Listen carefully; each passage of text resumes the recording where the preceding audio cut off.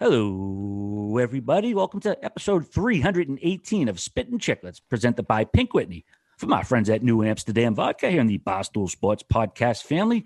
What is going on, gang? I got my Tampa Bay Buccaneers hat on right now. Tom Brady back in the Super Bowl. But Whit, I got to say it. I'll go to you first. This is our official 5th year anniversary of Spittin Chiclets. The very first show we did was right before the Super Bowl in 2016. I forget the date, but it's kind of an anniversary. I figured I'd spring that on you. I appreciate that. What's 5 years? Nickel? Silver? Nickel, I guess. I don't know what you buy for a 50th anniversary, but I'll take it. You ain't getting a watch, Whit. I'll tell you that much. No matter what it is, that's 5 years. I'll say sometimes it feels like it was 20 years ago, and sometimes it feels like it was 20 minutes ago. So I guess that means we're having fun. 5 years is a long time, though. I said the other day, I want 1,000 episodes. I'm done. Okay. It's like I didn't sniff 1,000 games played, and I want a bonus from Biz. That's why I'm doing that 1,000. Biz is going to quit right before the 1,000th episode. Oh, I'm gone. I'm pulling a Dan Girardi. He disappears. Whoever, right in that 975 mark. He's hanging with Tim Robbins in Mexico after he gets out of Shawshank. Just gone. Yeah, exactly where I'm going to be. So, yeah, man, 5 years. Like you said, sometimes it feels like 20. Sometimes it feels like we just started. Time becomes kind of crazy as you get older. You realize a year isn't that long. But hopefully, I don't know if it's going to be 5 more, but we're going to keep on chugging. I would love nothing more than to do 1,000 episodes. It's great. I was able to quit my job and do this for a living. Well, you're going to have to do 1,001 because you were suspended an episode. I don't know if you remember that. I believe I appealed that and appealed. Oh, he appealed it and won. So. It went to the that's how bullshit. Don't be bad clocking me and fire me with fucking one game to go. Dave brought him to the Department of Podcast Safety, and he almost got the ejection. But what was? Hey, it's a tough job. We always say those guys have a tough job. That's right. I ain't leaving. I ain't fucking leaving. Yeah, that was fun. That was a fun chapter in Chiclets history. But let's say hi to the rest of the boys. Producer Mikey Grinelli, what's going on, buddy? Nothing, guys. Just snowed in here in New York City, playing some video games, designing up some sweet merch that Biz, you're wearing. Nice South Shore Kings Ryan Whitney shirt. In RA, one of our best pieces yet, a Battle of Alberta concert tee that drops on Friday. So that is sick. We're just making some merch. That's what we do. How many times what do they play? 10 times this year? Oh, 20. 26 times.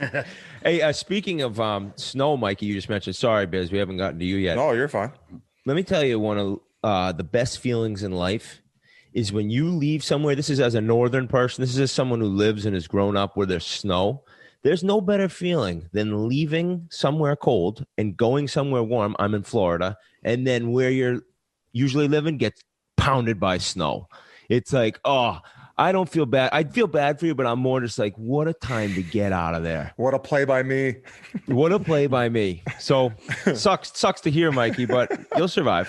Vernon Fiddler told me about a guy he played with. Every time he'd make like the outlet pass in the D zone. Kind of, I think it was Tyson Barrie who gave McDavid the pass where he went end to end. And then the pile, he'll be like, what a play by me. just off the glass and out. What in the pile, letting the boys know that he contributed. That, of course, is Paul Biz Nasty Bissonette out in the desert. You get no snow out there. I got to say I'm a little jealous when I'm not out there, but honestly, I don't mind the snow. I get used to it when you've been here for a long time. Are you shoveling? Yeah, I'll be shoveling. It's that wet shit, too. That's no fun, you know. All right, be careful, too. You know, like shoveling's dangerous as shit, so. Take your time. Put the headphones on. Get a stretch in. No, not even kidding around. Get a dynamic warm-up in.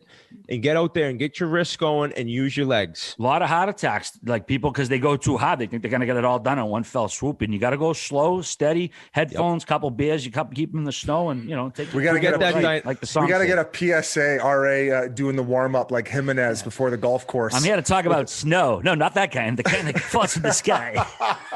Forget the dynamic warm-up. It's just the dynamic toke-up. RA's getting ready by just ripping that ball. Absolutely, man. If you're gonna be out, I love the snow. I don't. It gets a little cold, but whatever. RA's doing snow angels in the park. Oh, did you see the Clem? RA got on mushrooms again. The neighbors. Yep.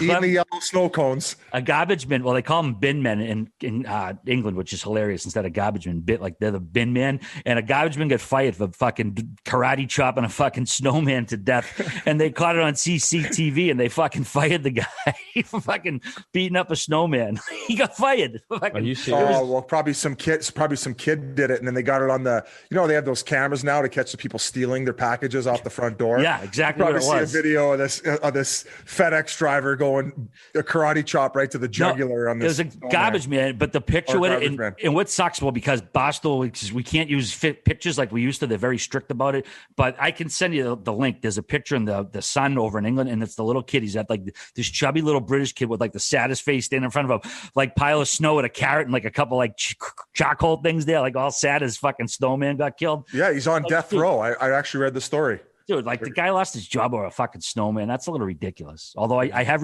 seen him referred to as snow people this winter too. So. Oh, okay, yeah, it's correct terms. They got cranks now. Like, we got to check for cranks on a snowman. Oh shit! Hell, listen, gang. Now that hockey is back, you're gonna have to find your shot, and what better way to do that than with the new Pink Whitney minis?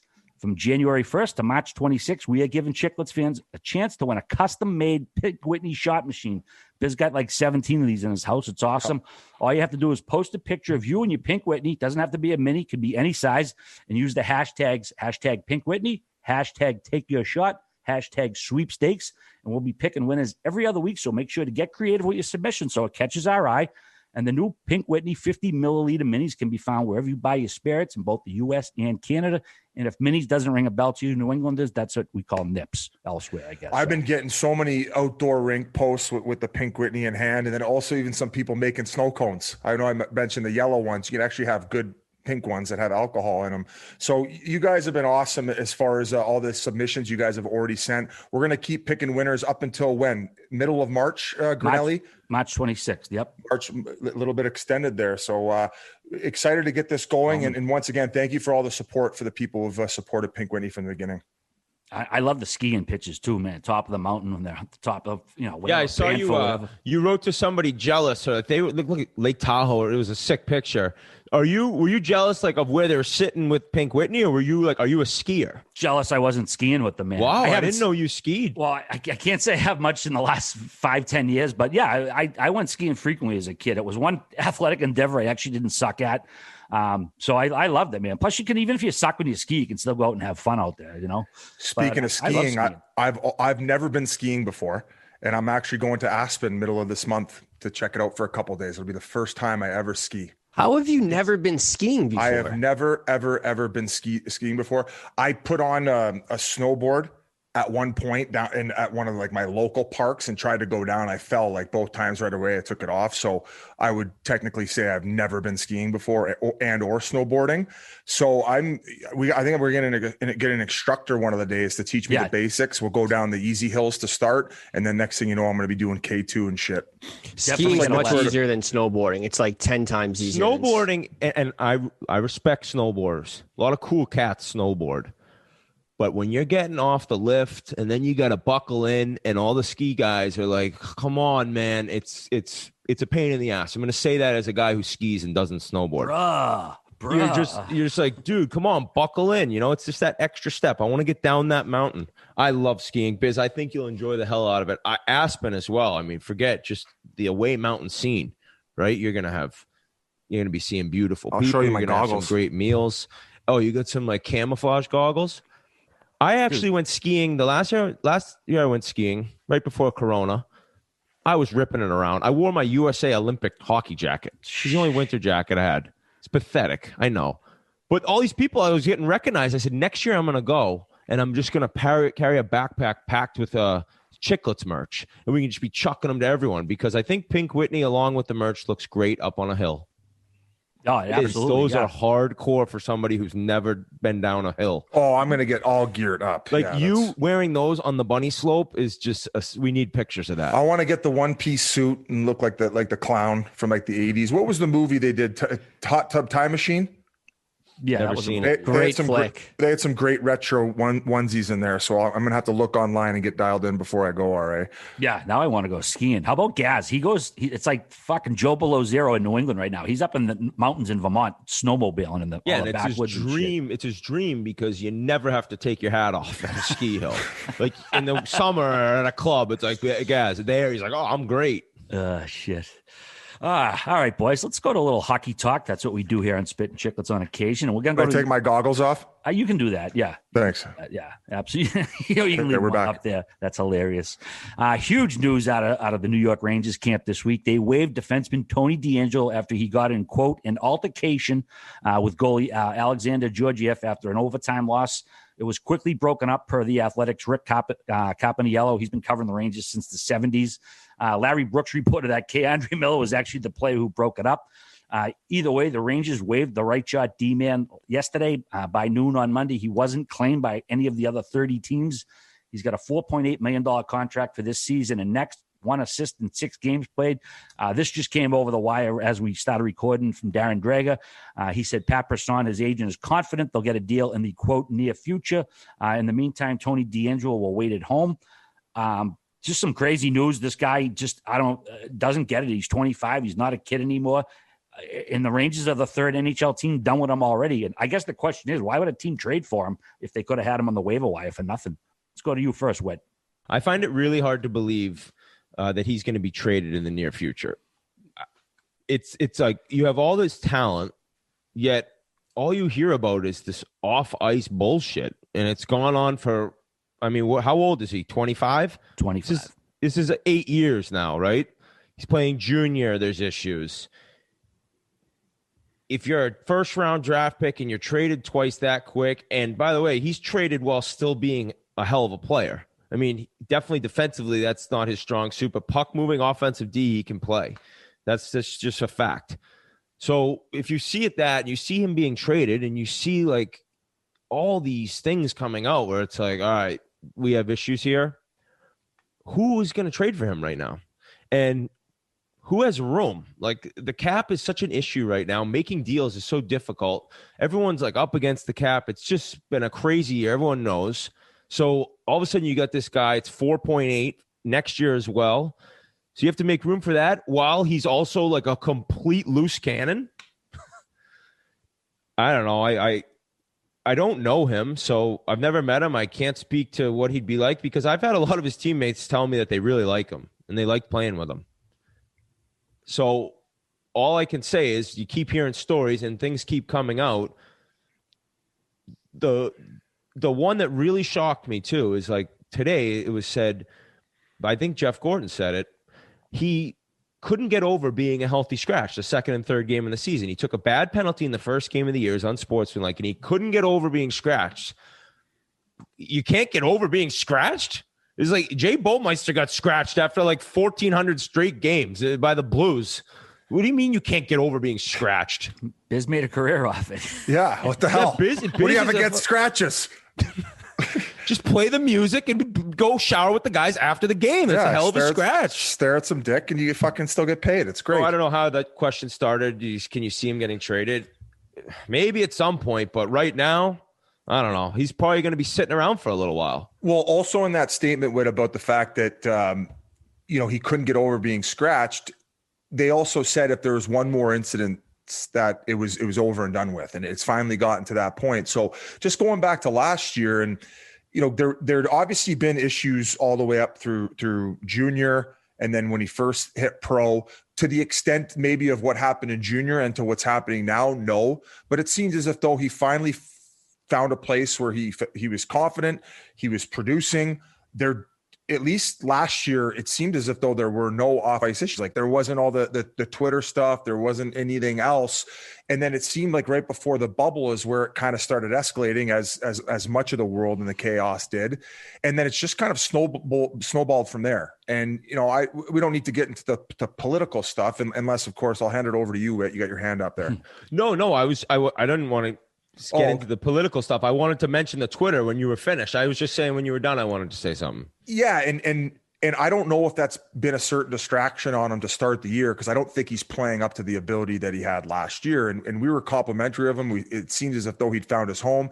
It seems as if though New York was really happy with him. I don't know if the hesitation and the reason why they offered him a 2-year deal at 4.8 was maybe because of some of these antics that were being brought back up.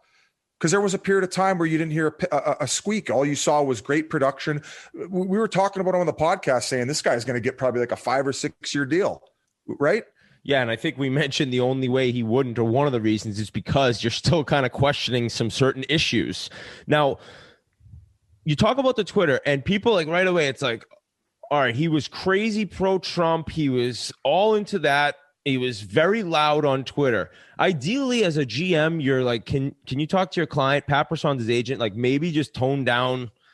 Like, we're not trying to tell you you're not allowed to do that. Just tone it down. And my point is this: in the end, that like actually does not matter. That has nothing to do with what I'm talking about and him being on waivers and teams maybe not wanting him. I'm telling you, maybe it does now in the court of like public perception, but if he was playing and he was producing and the teammates liked him and the coach was like, no, he's a great guy, and he was still tweeting like that, I don't think it would matter. So it wasn't just that. It was like people talk about that being this huge issue. It's like, dude, this guy was being a shitty teammate at times, and he wasn't living up to the contract through 7 games, or whatever, how many games, which there's time to improve. But if you can't get over the scratch, like, and how are we gonna improve if you can't even get over that you were scratched? Right. And the biggest thing being he was warned if there was one more issue, and next thing you know, he's going toe to toe with a young goaltender in the hallway that has to be broken up by another young guy. It's just kind of, eventually you got to look at the overall environment and whether, and once again, I'm not speaking to a fact right now. I would imagine at some point there was probably some people that went in and said, yeah, this is probably not a healthy dynamic. And which ultimately was the straw that broke the camel's back, which was the final incident of him fighting with a teammate. Now, guys, we've talked about on the podcast before, plenty of guys have fought with their teammates too, though, right? Like we go back to last year and we were praising it in the midst of a battle in practice. I think that's a lot different than after a game where from my understanding from the whole situation, it was Georgiev came out, misplayed the puck. They were hemmed in their own zone for a while. I don't know if it was as a result of that or just in the whole sequence. And I think that, not as much oxygen going to the brain, the wires cross, you're yelling at the goalie for, fucking up, you guys lose the game. There's a lot of pressure at the NHL level. Well, ultimately this whole situation kind of seemed to be like, they were like, enough. This is it. I don't think that given how much we have invested in this guy moving forward, I think they were willing to cut their losses. And I would say that they're fairly significant over the course of the next year and a half. I think that they're probably counting their blessings that they made it a shorter term deal. What do you think the chances are, RA, that he gets traded in the next month? Slim. But that's why I want to go back to Whitten. Person's speak. He said near future. Now, that's a very vague statement. Near future could be next week or May. Like, near future is such a vague thing that I think it's just kind of like, all right, we're going to put him here. And I don't think Rangers are in any hurry to get rid of him. I mean, yeah, they're paying him, whatever, but if you can't find a suitor, then fuck it. Let him sit there and stew. I mean, this kid, he's 25 years old. He was a first-round pick by Tampa. Stevie Y knew he had issues. He said, the kid's young. We give him a chance to grow. They traded him within a year of him playing professionally for the organization. Less than a year later, Arizona trades him. Again, he's young then. He's 25 now. I think the kid doesn't respect authority. And you're right, this isn't about politics. It's not about what he tweets or what he says. It's about the teams asking him not to do it and just running out of patience with him. And playing in the league, it's not a right. You don't have a right to play in the NHL. It's a fucking privilege. So Correct. If you can't abide by, your team's rules, like this isn't a First Amendment issue. Not at all. It's like a First Amendment. So many people don't know what it means. It has nothing to do with the government. If your employer or Twitter or whoever says you can't say it, then you can't fucking say it. Though that's the rules they put on you. That has nothing to do with the First Amendment. The kid's just being a malcontent. He's being insubordinate, and the team's fucking fed up with him. He just seems like a guy who does not learn his lessons. Sorry, it is crazy. He was just signed this summer. It's like you just gave him this deal. It's that quick. Like, so you knew that much and you still signed him.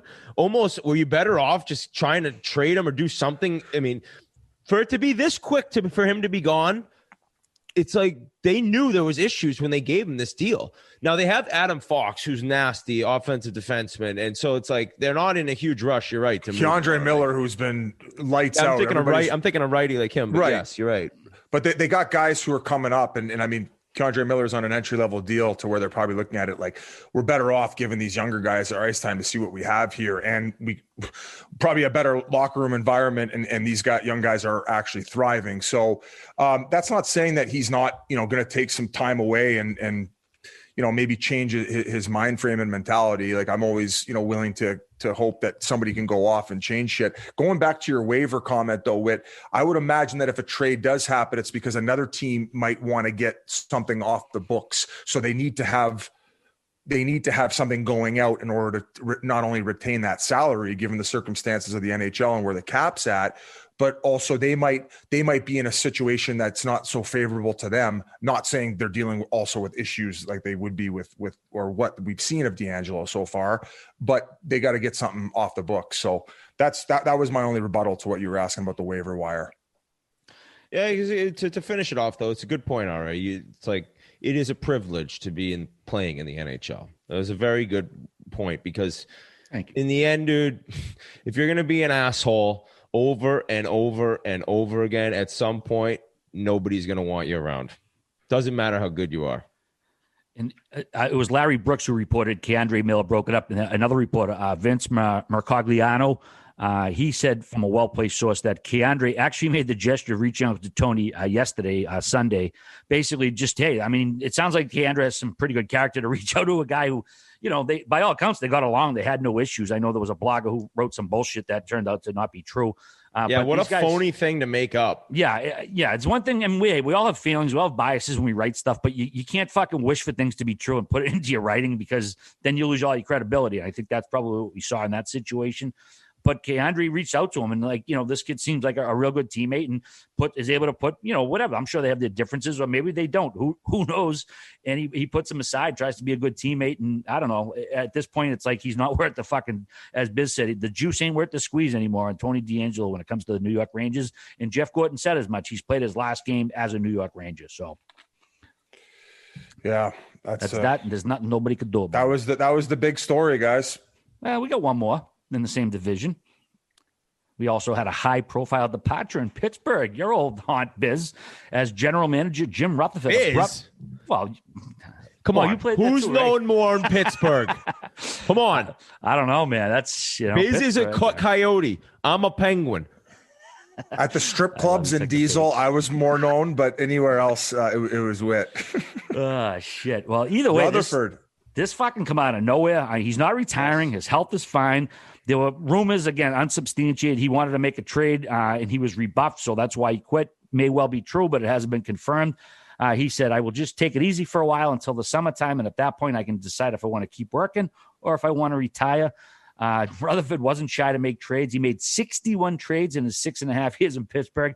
To compare, David Poile has made 126 trades in 23-plus years. Obviously, philosophical differences, but that's a lot of movement by that GM, and he got results. He won 2 Stanley Cups. Assistant GM Patrick Alvin will take over on an interim basis, and he'll be the first Swede to sit in NHL GM chair in league history. So congrats to him making some history. There's a lot of names getting bandied about. Let's see, Botterill, Tommy Fitz, Chris Drury, Ron Hextall, Mark Hunter, Peter Chiarelli, John Ferguson. Scott Mellenby pulled his name from consideration because he wants to stay with the Canadiens. The team did say they want to fill it in the next couple of weeks. Biz, let's go to you first on this big news. I mean, he's had a great run there. The last few years have been less than desirable. I consider they didn't even make playoffs last year with getting beat by Montreal in the play-in round. You go back to the year before that, they got swept by the Islanders. I would say that as of more late, the trades have maybe left me with a few head scratchers. Is that fair? Sure. I didn't like them getting rid of Hornquist. Maybe they opened up some money to bring in Kapanen. As far as what he did, what did he do as far as significant moves when they won their 2 cups? Because I feel Hornquist, like Kessel, Bonino, Hornquist, okay, Bonino, Nicky Bones. A ton. I mean, a ton of different. Cullen. Do we say Cullen? Yeah, there's another one. Yeah. What was he brought in. He's a legendary. He's a legendary GM. That guy's accomplished. So ultimately, he steps in and he's trying out all these different pieces in all these different places, and he was kicking ass right off the hop. Right, the moves that he made to make them successful. Would you agree that maybe some of the moves as of late have just not worked out? So I guess I could see why maybe they pulled the plug on a move that he was going to make, because some of them have just not been great as of late. So I from what I've looked into this subject, it's certainly shocking. Like the ownership, Mario Lemieux, they had no idea this was coming. Nobody did. In the end, it was not the case where he was trying to maybe trade Malkin or Letang and was being told no from the ownership or the higher ups. That was not the case.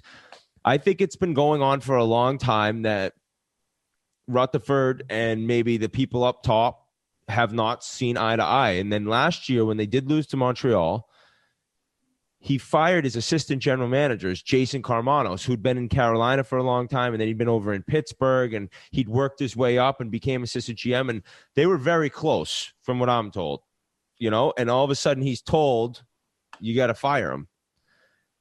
I don't know if that's a fact, but that's what a lot of people say and have told me. So you're already kind of pissed off. You probably realize what you've accomplished there, and maybe all of a sudden you're old enough where you've been around this game long enough where you're like, I don't want to do this anymore if what I think should happen isn't going to be allowed to happen. Right?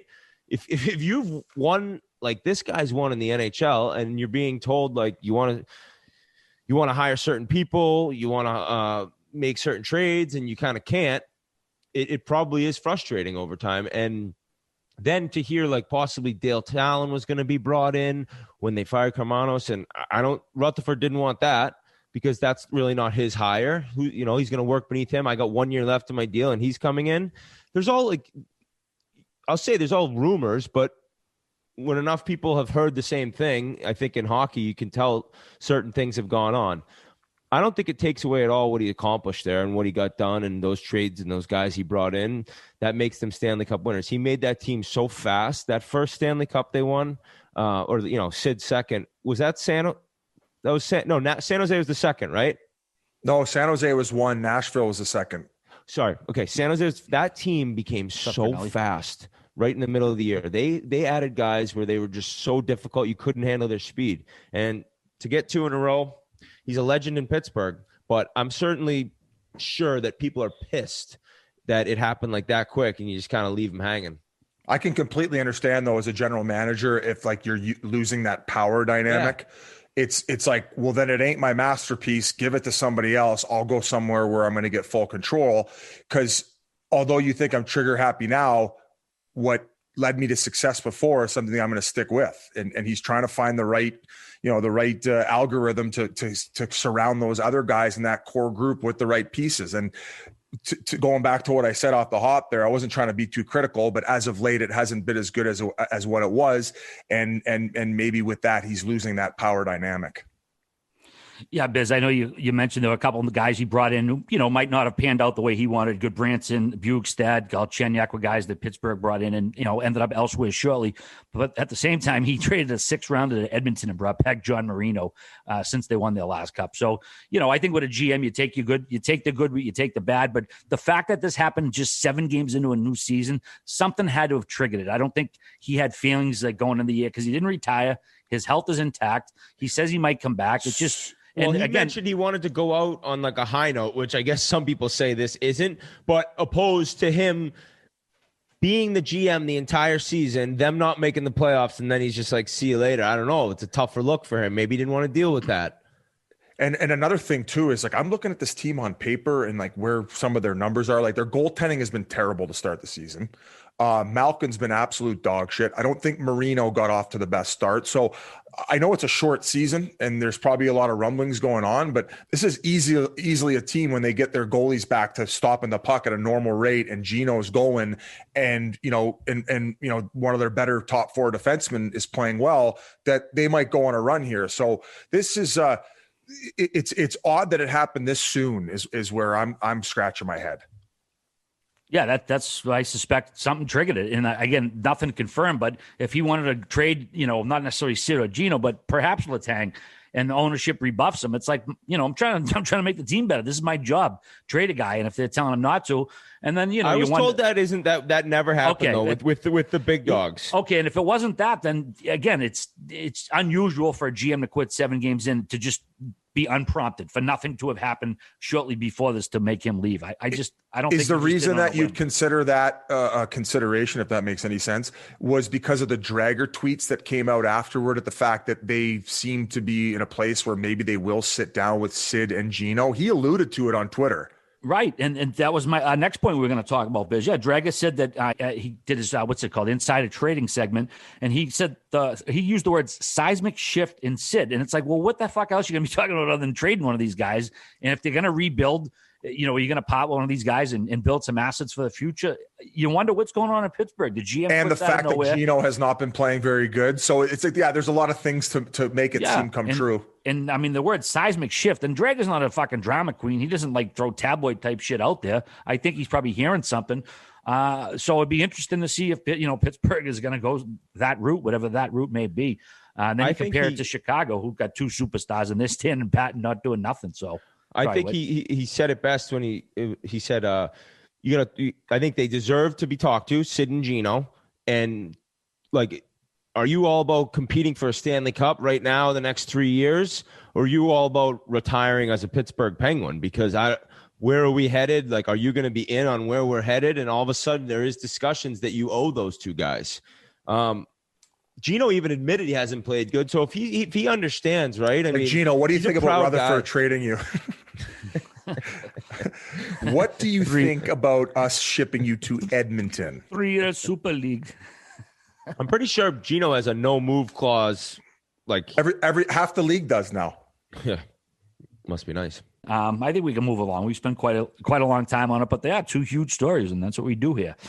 Congrats to Alexander Ovechkin. He ties Mike Gartner at 708 goals. He's now 7th overall. He had the overtime game winner on Saturday versus Boston. I mean, we've talked about it every show, it seemed like last season, but Ovi keeps climbing up the ladder. I mean, if this guy stays healthy, man, I think that record is in danger. We'll obviously see what happens. Biz, you think he got the player of the game. He got the headband. From what, the Cobra Kai show? Cobra Kai, yeah. It's so the Pussy Muncher one. You sent him it. You charged him $10.50 for shipping. Yeah, he had four games off to rest up. Now he should be ready to go. I think he might get 50 tucks this season. That game was a great comeback by the Bruins to get a point. Ovi scored the beautiful game winner in OT, but 2 guys, Backstrom on Washington was so good. The first goal, he curls up. He's so good. It makes it look so simple when he just curls up towards the wall. All the defensemen lose their gap, and then he always finds a trailer. He ends up getting assist. He scores later. He's just quietly so good, and you really, really don't hear people talk about him enough. And McAvoy in Boston, he had an awesome assist to Marchand from behind the net. He looks so into it offensively. Well, granted, we're having him on, so maybe I'm pumping his tires a little extra, but then he scores the big tying goal too. So I think those 2 teams, they just play such good games. In the same way that the Bruins dummy the Penguins, the Capitals own the Bees. Yeah, what's this record in the last how many games, RA? 18-2 in their last 20. Woo-wee! Washington over Boston? Oh my God, they got their balls in a vice. Also, balls in a vice. Also, the Bruins' first game facing Zdeno Chara since he left town. A little milestone there. But the best part of the game was I wrote a blog about it today, Biz. David Krejci disputing a penalty. And obviously there's no fans in the building. I've been hearing it almost every game. You can hear fuck and shit and players yelling. Krejci was right underneath the microphone. He's like, that's fucking bullshit. It's fucking bullshit. And Andy Brickley's like, yep, I agree with you, David. And some announcer would be like, oh, sorry about the language there. Sorry for the children. It's like, no, fuck it. I said, fuck is as much part of hockey as the puck and the stick. Everyone, around the rink, fuck it. It's just such a part of the thing. So we've been seeing that a lot more, man. Getting swears, getting caught. It's big time emphasized. The JT Millar one was probably he did one on the way to the bench, and then the puck came over, so he had to play it, and then he played it, and then once he went back on the bench, another F-bomb, and then a gate slam. So it was a frustration symphony in the hockey world. That's a great way to put it. Frustration Symphony. And this one just came across the wire just before we started. The New Jersey Devils have postponed games till at least February 6th, as 4 more players have been added to the COVID protocol absence list, rather. That's 10 Devils on the list. That doesn't necessarily mean they have it. It just means they're in the proximity of it, whatever. So, like we said early on, we expected this stuff to happen during the season. And as long as they can, make the games up, then, it'll all come out in the wash ideally. That sucks too, because they were playing some good hockey. I don't know if you were watching their games, but I watched the 2 they had against Buffalo. Jack Hughes looks unbelievable. Who's another guy? This Ty Smith kid, the defenseman. Yeah. No, I had him early. Hopefully people grabbed him in their hockey pools when I said his name, if you hadn't heard of him. He's just eating up points, and even their goaltending's been solid. Wedgwood's done a good job as the backup there, and Miles Wood looks great too. Miles Wood, he's scoring some goals. Was he not did he have a post-game interview the other day, smiling with his missing chiclets? Did he lose those teeth post Sandbagger? No, I think he had a flipper in that whole time. Oh, okay. Ty Smith tied for the rookie lead in scoring, 2 goals, 6 assists, same as Kirill Kaprizov. So, that kid's getting it done. Witt gave him a shutout not too long ago. You also mentioned Charlie McAvoy. We're going to bring him on in a little bit. We also have Colin Wilson, who just retired after a nice career in the NHL, and he opened up with us quite a bit. So, again, we'll get to that shortly. Our boy Hazy with the little overtime game winner action over the weekend. I'm sure you saw that, Witt. Sick dish by Giroux. I liked it right away. Hazy just respects. He's a disher, right? And when somebody gives you a pass that good to win the game, he just points at him right away. It wasn't even like an arms race, which just immediately point at Giroux. That's all you. So that was a sick shot. The Islanders, actually, they've struggled, but like we were talking about, they struggle to score. But still, like when I watch the highlights, because I really don't watch them play that much. No offense, guys. Barzal is so incredible. When he ends up like beating guys up the ice, like you get the camera behind the net and you're watching him, like they're right next to him, and 2 seconds later he's got 4 feet on you. So his goal he scored, great play by Anders Lee. Voracek had a tough back check. I was gonna say I was watching the back check by Voracek, and I'm like, Barzal's right in the middle of the ice the entire time. And then did he try to assume that he was gonna throw a drop pass in there to pick it off to go the other way? He was completely on the wrong side. He was basically in line with the dot on the left side. He went over to the guy, to Lee, who the D-man had. The D-man, yeah. I think he was anticipating the drop pass. Listen, I wasn't the best player, but I tell you what, I would. He's going to bury us on Twitter, Biz. Oh, hey, put your head on a swivel. Fuck you. I'm going to murder your family. All right, well, we're going to get it over to McAvoy in a sec, but first, we got a word from Ryan Whitney. But now saying that, we wouldn't be chirping him if they didn't come back or win the game in overtime. So hopefully he's not that pissed off about it. Fair enough. All right, well, I'm here to talk to you guys about Peter Millar and their Crown Soft sweaters. We've talked a lot about Peter Millar, how solid this gear is, how good it looks, how light it is, easy to carry around. Now they got the sweaters. They're soft. They're casual, sophisticated, and it's a quarter zip that's made from exceptionally soft, lightweight blend of Pima cotton. Pima. Crazy, Biz. Silk and cashmere. You know cashmere is nice. A hint of performance yarn works to reduce wrinkles and maintain shape. How nice is that? Nobody wants to be wrinkly shirt guy. Finished with a contrast interior collar and a rib knit cuffs and hem. Sounds legit to me. Layer over a Peter Millar sports shirt for the complete look. That's what you want to look like, Peter Millar guy. The yarn is exclusive to Peter Millar and special yarn treatment for durability, and it's easy to take care of and perfect for sweater weather or tailgating, traveling, lounging, etc. The additional benefits that are included with this sweater is it's a layer over a polo or sports shirt, and it can be more casual or dressed up for dinner, Biz. You want to take your wife out to dinner? Sure do. You want to take your babe out to dinner? You chuck this thing on, you'll look great. So, petermillar.com/chiclets. Lovely read. And lovely gear. Appreciate that. It is. Stuff, Whit. Actually, we did forget to mention, thanks, Grinelli, for reminding us, Kevin Hayes, we had him as an exclusive Chiclets prop. Will he score that night? So, again, I know the app is only in Pennsylvania and Michigan right now. We're also in Sportsbook books that are under the pen name. They're there as well.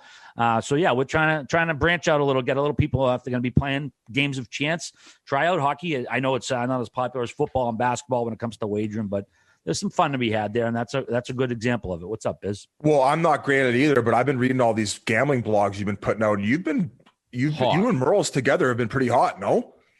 Yeah, we started last week hot, and then it got cold at the end. I mean, you're losing games on shootout and overtime, and yesterday Dallas, I had them goals over. You loved them too. I loved them. They were money line. They were down 2-0. They come back. They're up 3-2. Carolina just pulled the goalie. They didn't even have the chance to get the 6-on-5.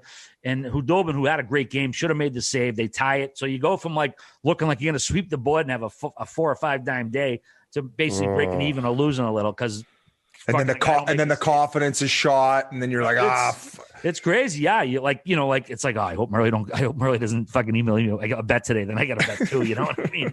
It's like, but no, Mondays are great because it's like you got a clean slate, and my guys, my shops, they're pretty kind to me, so I can start fresh on Monday, and whatever. I might start gambling.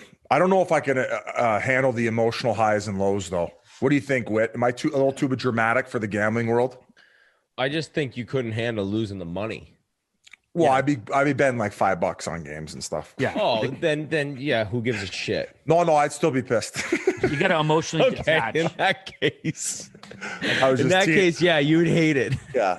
Like I always say, can't sleep because I lost $46 the night before. It's gonna do what it's gonna do. Like whether you worry about it, sweat it out, watch, bite all your nails, it don't matter. Like the game's gonna do what it's gonna do. So for everyone who does gamble, you throw in the 10 o'clock bet and you're going to sleep. And it's all about the 2:30 wake up to go piss and you check the phone and it's like, oh my God. It's the best feeling in the world when you win. You're like, boom, go right back to sleep. I have 2:30 a.m. piss, check the phone, how'd my bet losses lately? 7 in a row. And every night I'm up. I'm pissed off. I'm seeing what happened. I had Colorado last night. They were up 3-2. They lose 4-3. I watched that game, the mini game. Same thing, yeah. Minnesota blown lead. They're scrappy, man. Go away. Kaprizov. It's Kaprizov. We're now good told. enough. Yeah. So Kaprizov, he's very, very fun to watch. Yeah. Like it's exciting. He's fast as shit. I didn't realize how quick he was. I mean, you look at the numbers. You knew he was going to be a legit player coming from the KHL, but still, he's dynamic. Absolutely is. And speaking of dynamic, how about this young defenseman for the Boston Bruins, Charlie McAvoy? We talked to him the other night. Got some good insight on what's going on with the Bruins season. We talked movies, talked a little of this, a little of that. It's his third time coming on the show. So without further ado, enjoy Charlie McAvoy. Well, it's nice to welcome this guy back for his third go-around here on Spittin Chiclets. He just started his fourth season as a top-pair guy on the Boston Bruins defense, where he helps run their deadly power play.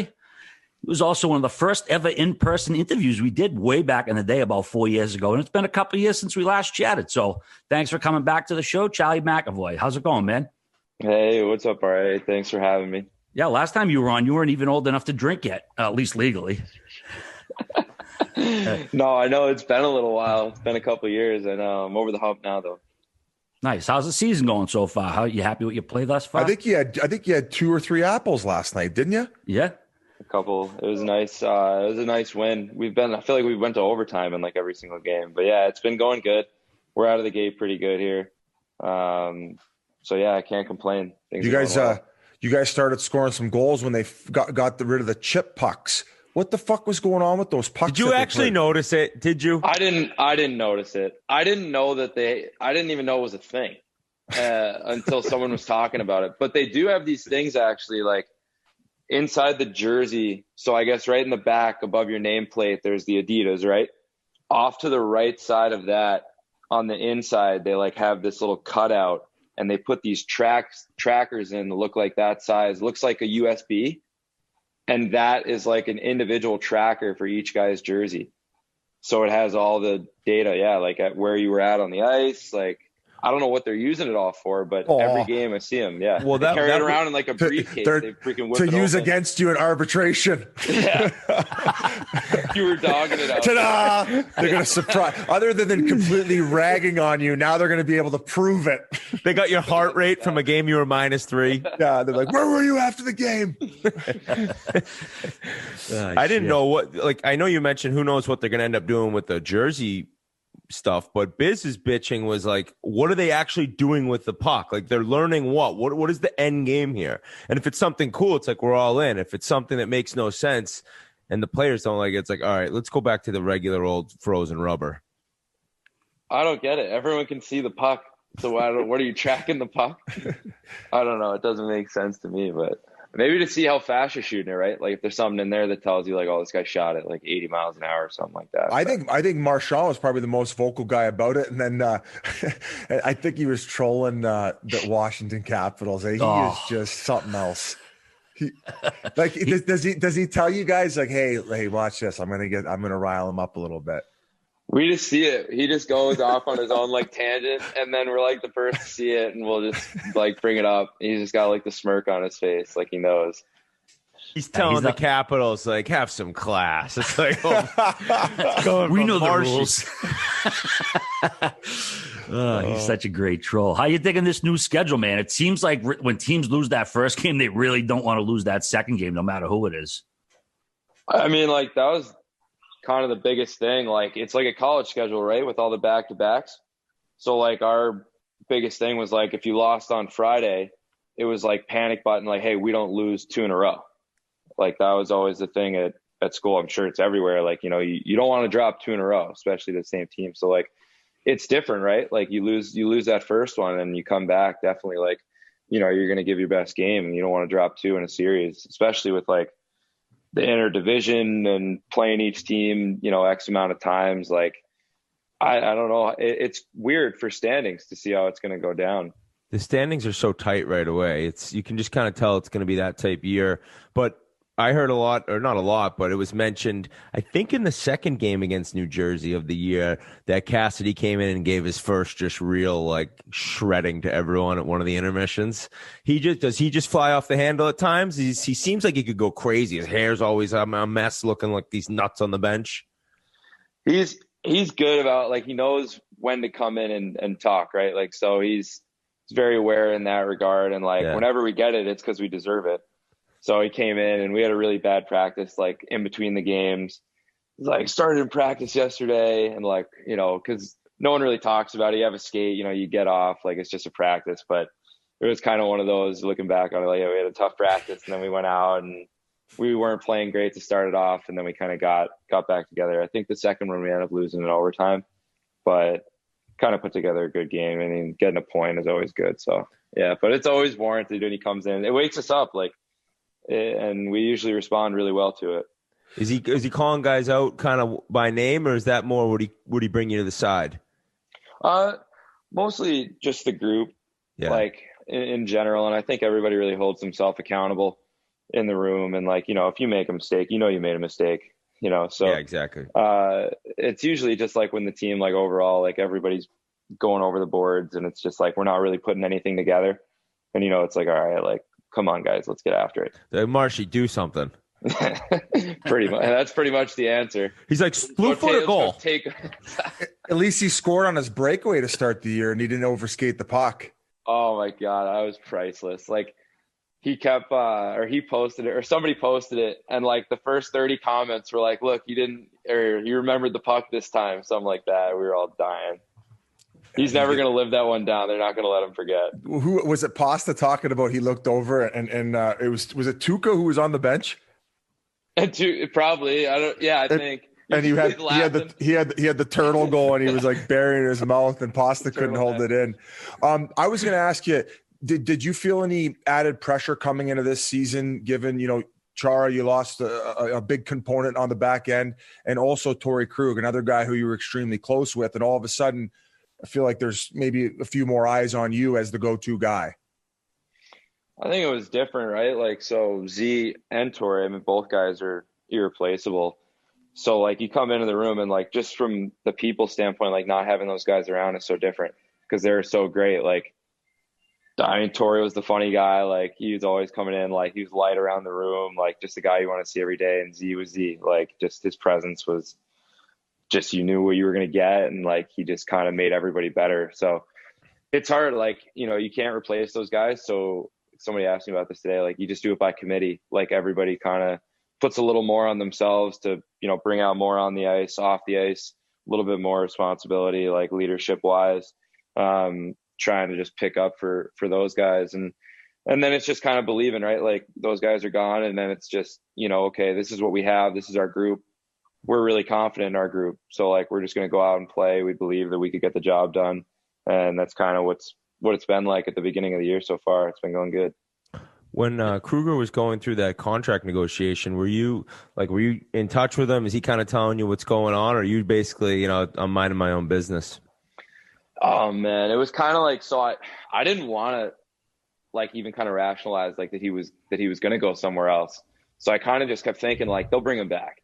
They'll bring him back. Like, he loves it here. I think that's like, what most fans thought. To be here. Honestly, like, he loves the city. Like, he's done so much for it. He loves the city. He lives here all, like, year round. In the summer, he's a Michigan guy, but he lives here all summer. So, you know, just thought, like, you know, but then the business part comes into it, right? And, you know, you got to do what you got to do. And, like, everybody respects that and understands. But yeah, like, I didn't really talk to him at all during it. I was kind of just assuming, like, hey, he'll be back. And then, yeah, I remember, like, the night I saw it, like, I FaceTimed him right away. And we were both, like, so sad, but, like, so happy for him. And, you know, obviously it's such a big point in his life. He signed that ticket, baby. And, you know, set himself up nice, but it was so well deserved. So hit him with a Venmo request. Yeah. Hey, congrats, buddy. At least you didn't write a blog that said he was going to get traded. Don't have to fall on your face afterwards. Yeah, exactly.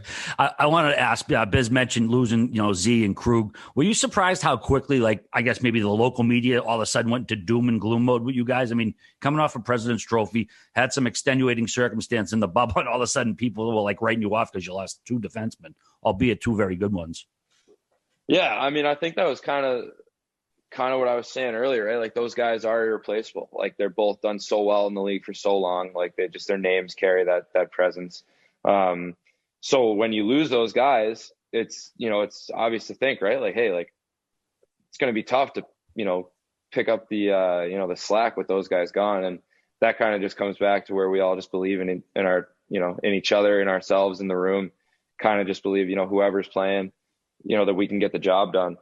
And, that's kind of what we've been about to start, and it's been going well. And, you know, it kind of starts with Bergie and the leadership group and stuff, like, you know, just the positivity they bring, and just kind of, like, always just that positive reinforcement, right? Like, it brings the room up, elevates your confidence, and then you just roll. So Biz is, he's very open about how gullible he is. I'm wondering, was there anyone in the room who actually thought Marchand was being awarded the C? Or was everyone man. Like? So I was on the ice for a photo shoot the day before that. Not a big deal. And, well, everybody went. It was a headshot. So okay. Oh, headshot. Okay, nice. So you said GQ, yeah, right? dude. That's when Whit used to he used to tape his ear. He would have the two-way tape, and he would put it on his ear. The way I set that up was brutal. Yeah, like, my GQ photo shoot. No, it's just headshots out on the ice, but, like, full gear. So the order, I was behind Bergie. And Bergie's out there with the C on, doing all his stuff. And it was just, like, revolving door, but I was right behind him. So I saw him with the jersey on, and I knew. And, like, I went up to him, and I was like, man, congrats. Like, so awesome. And then, but no one else was out there with us. And then it was just the next guy after me. So I don't think anybody saw. So when that went down, I was so confused, because I was like, wait, I saw Bergie with the C. And there were some guys in the room who were like, maybe they're splitting C's. Like, Bergie's definitely getting one, co-captain. Man, but yeah, that was. Who's the gullible guy in the room? Who's the biggest dummy on the team? If Richie, you say I don't know, it's probably, you. Yeah, probably Bjorky. Bjorky for sure. Is it because of the language barrier? I think he's American. He's American. Oh, okay. No. Still a language barrier with him, though. Well, I thought it kind of sounded like a Euro name, no? Yeah, it definitely does. Swedish, right? Anders Bjork. Yeah. From Wisconsin. Yeah, he's Biz has a cologne for Draisaitl, a Swedish fish line for Bjork coming from Sundsvall. It's coming. We'll collab on something, Charlie. I was gonna hop in. We were talking or doing some digging. At least Grinelli was with Jake DeBrusque, and he says you have this. Is it a T-shirt contest story? And it's an all-timer, and you have not told us on the podcast, so I got to hear this. He said the T-shirt toss from the bean pot. Oh man. Okay, there you go. Right. We had a couple of them. We had that one. He hinted me before about another one, which I'll tell you guys after when we were rooming together on the road. But the bean pot. So I took this kid to the bean pot. We had a suite. Wait, I don't know if you were there it was last year when they lost to Northeastern. It was a great game. I was at that game. Were you at that one? But we're up we're up in the suite, and I don't even know, like someone from like the Garden comes in and drops down like 30 shirts, and they're just like the ones that you see that say like BU versus Northeastern, like bean pot final. So we were up there, we were enjoying ourselves for the game. We we were having a couple pints and stuff, and like BU started, they made a comeback, I think. Made it like 4-4. They forced overtime, didn't they? Yeah, exactly. So we were going crazy. Might have been right before overtime started. We started taking the shirts, and we had like a bunch of alums, and there was me and Grizzy and a couple guys we played with, and we got the T-shirts going. Like we got them going, and then that turned into like people down below started figuring out we were up there. So they're all looking up at us, like yelling at us, and that very quick, like JD was like kind of like, throw them a shirt, they'll love it, throw them a shirt. So like next thing you know, like whip it up, like roll it into a ball, throwing shirts, and then next, like we went through all 30 shirts, we were throwing them, we were lifting the crowd up, like who wants a T-shirt? It was hysterical. We had like the whole entire like bench side of the building just gravitated to our section. And it just turned into a full-on T-shirt toss contest. You were like DJs, basically, just chucking out passes backstage, but they were bean pot T-shirts with beer on them. Were you and Grizzy doing any of that wrestling, the belt wrestling? I heard you've been getting made fun of in the locker room for 2 years because Grizzly. Is it Eugenie wrestling? Iguana. No, iguana wrestling. Iguana. Have you ever heard of this iguana wrestling, Whit? I have no idea, but you just calling it Eugenie made my year, and the year just began. Man, you lost to Grizzy? You're a truck. I lost to Grizzy. How do you lose? Pin? All right. Leverage. No, what's like? Is it like once you pin them, it's it? No, so basically, iguana wrestling is like. I actually got this from World Championships at. We were over at World Championships the first time I went. We had Johnny Hockey and Dylan Larkin, and every night we'd go out or after a game, whatever. These guys would end up in the middle of the bar every single night, iguana wrestling in the middle of the bar. So like, you got to picture this. Like I'm Googling this. This guy takes his belt off. Other guy takes his belt off. Like you tie them together, so you got kind of like. Like a bigger belt. Oh my God, my neck would be buckled from this. These pictures. My neck would break. So you put it around the back of your head. He puts it around the back of his head, and you line up like chin to chin pretty much, and you're on all fours, and you got to pull. It's basically a tug of war. So those guys were doing it every night, and I just remember how funny it was. Would you guys be betting on this? We'd be live betting it. Oh my God. The video of this guy, who is the champ? Who is the champ? Lark's the champ. Lark's good. Was Johnny good for his weight class? Oh yeah. It's all about leverage, man. So we were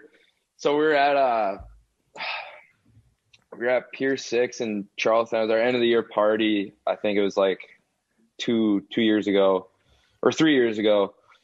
And we were all just, we're having some fun, and it was the afternoon. It was a nice day. We're out on a patio, and I don't know, one thing led to another. I challenged Grizzy to an iguana wrestle, and I'm like, just thinking it was a sure thing. Just had to. Called him out, like, yeah, right, like just picking on the little guy, and he freaking pulled. I still got splinters in my kneecaps. He pulled me all the way across the patio. Oh, uncle, it was a bad showing for myself. Hey. If they do another NHL bubble, this will be the next thing we'll do. Memes is going to have a field day with this, watching these videos, Biz. Oh, yeah. It's beautiful. I've actually never watched. You got to send him. Grizzly's a little bulldog. Oh yeah.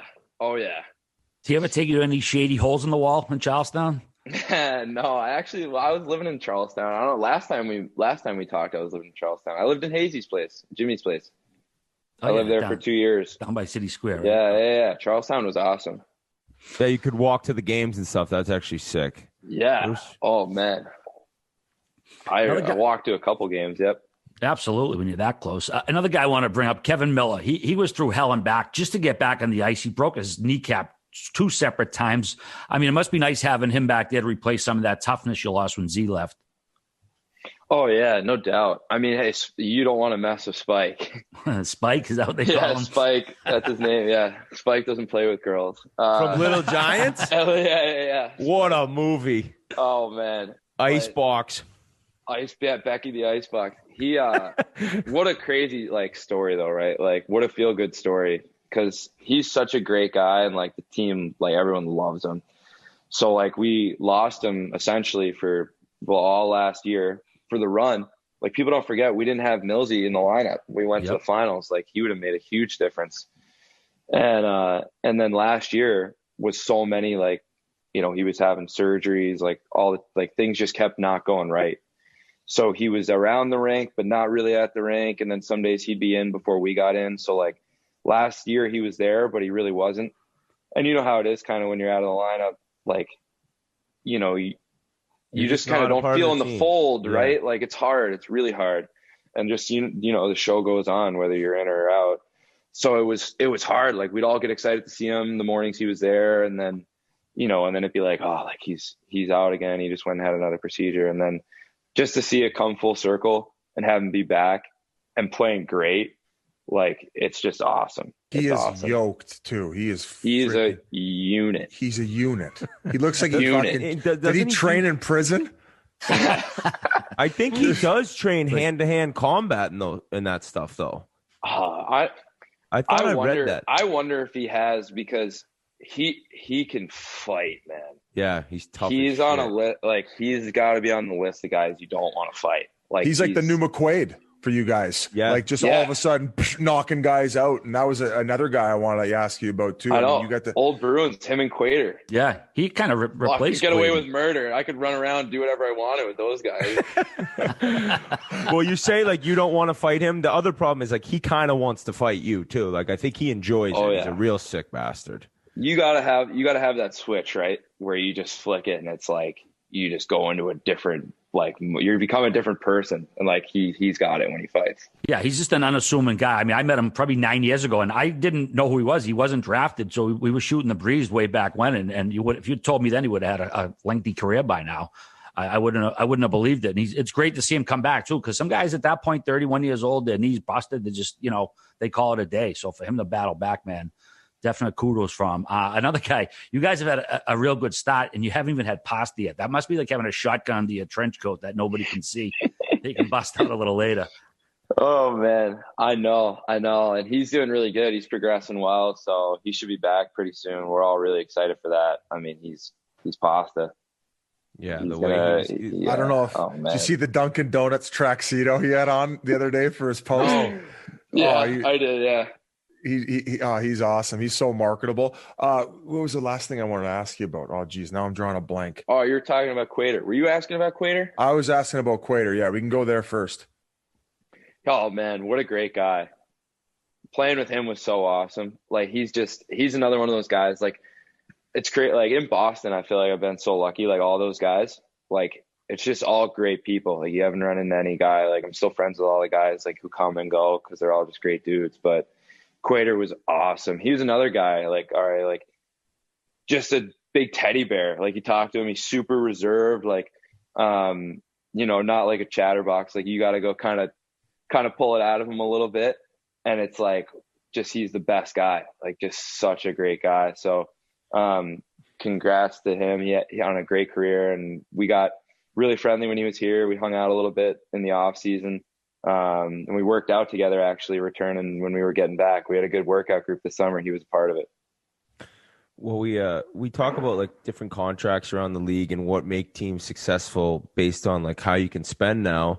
And it must have felt good for you you sign your deal, and whether you look or not, you kind of see public perception, and everyone right away as Bruins fans said, what a deal, what a bargain. Now, for you, you're making close to $5 million a year. It's great, and you have another huge contract just signed. But what was it like going through your first kind of negotiation? Because leaving college, it's way different. It's easier to sign that first deal.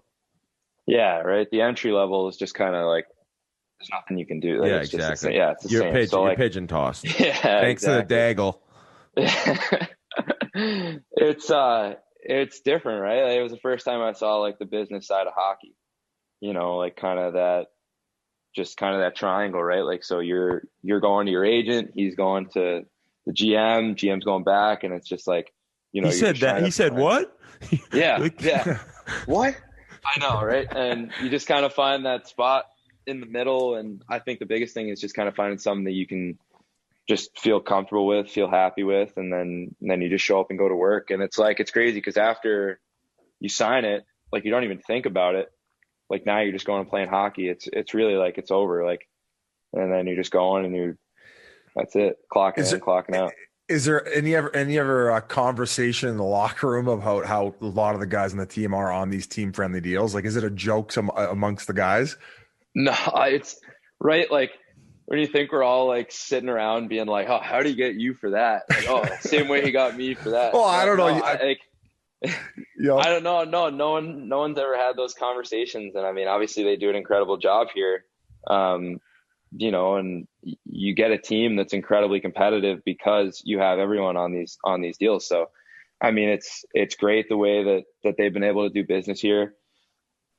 You're not going to find anyone who's not happy with what they have, and you get to play on a great team with guys who are future Hall of Famers and just a part of a great team. And it's really a big family. So it's awesome. Lucky to be a part of it. Jolly, I don't know how much you're able to catch other young, talented D around the league, but what other players do you try to make time to watch, if any? Oh, man. I feel like I when I first came in, I watched, like, all I did was watch hockey, like NHL Network and everything. And I'd be like, oh, there's game on tonight, watch it.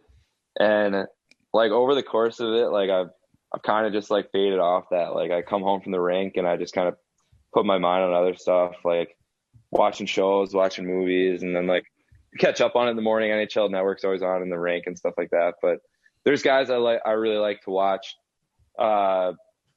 For like young guys like Makar on Colorado, and then Husey on Vancouver. I love their games, like just the way that they produce and are able to push offense, and it's really because of their skating ability, which is just like just watching those guys skate is just crazy. And it's awesome. It's awesome what they're doing. It's like a new generation of guys in the game, and what they're doing and what they're bringing to the table is just it's awesome. It's fun to watch. First person that kind of described your game to me when you were at BU was, he said, Drew Doughty. Like, that's who you kind of reminded him of. And did you watch him? Was he kind of your guy growing up, or was it somebody else that you really patented your game around?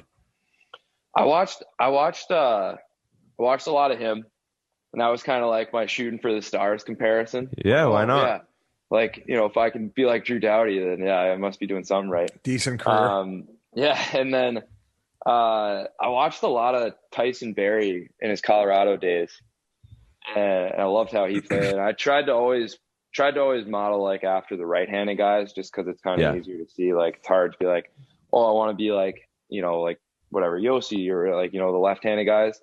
Just kind of hard to see it. But like, those guys are, definitely was trying to pull a lot from them when I was trying to break in, and then playing against them is obviously really cool, right? When you see the guy that you want it to be just like, and then you go out and you're playing against them, it's it's a really kind of like a pinch me moment. I think you're playing against Chara coming up here. He threw a pretty big pizza the other game. Like, are you guys close enough where you could chirp him on the ice? No fucking way playing against him. Would you say that? All right. To Barzal the other night. We're sitting around the room, and that highlight comes on, and I look over, and the first thing I say out of my mouth was, Bergie would have been there. Oh, there you go. Bergie would have been there. Yeah. Bergie would have been there. That's more pumping your captain. Hey, that's what he's used to. That would have been a bing bing breakout right there. Z net front to Bergie to Pasta on the wing. We're out. He would have been chewing on a plus. He would already been on the bench having some water for his outlet. He would have just went right from there and lined up at center. Never trust a forward, Charlie. You know it. They're not all Bergeron. Barzal's looking for points. That contract's only 3 years. Biz still thinks he's holding out. I talked to Wags about you. Dude, he says you stink at golf. Oh, come on. I do. I suck. Come on, because your boy I'm following. Hey, he's got a buddy, Biz. McAvoy's got a buddy, this kid. What's his name? I follow him on Instagram. I texted you about? James Nicholas. Great follow. Like pro golfer, stripes it, puts all these different stories every day. Whatever, I digress. But you're always with that guy, aren't you? Like, where's your game at? I played with him a couple times. He took me to this place, Deepdale, by Westchester. Yeah, I've heard of that. Sick spot. Yeah. Sick spot. And I was a beach kid growing up. So my dad never played golf. Yeah, so you never even played at all. Never played until after my first year. I got my first set of clubs. We were in Toronto, and I went to the tailor-made fitting place right there in Toronto and got fit. And I got them, and I'm like, I've gotten a lot better, but I'm still a 90 to 100 every time. But that's all right. You'll get there. I'm putting it together. Are you into it? It's fun, man. It's fun. It's hard because I'll go out and suck, and it's so true. The whole feel good shot. You hit that one shot, and it's like, oh, you want to play tomorrow? All right, I'll go. You're a better surfer than golfer? Yes, for sure. Come on, you can surf? His old man Spicoli, he ran the surf shop. Between that and beach volleyball too? I'll play some beach volleyball.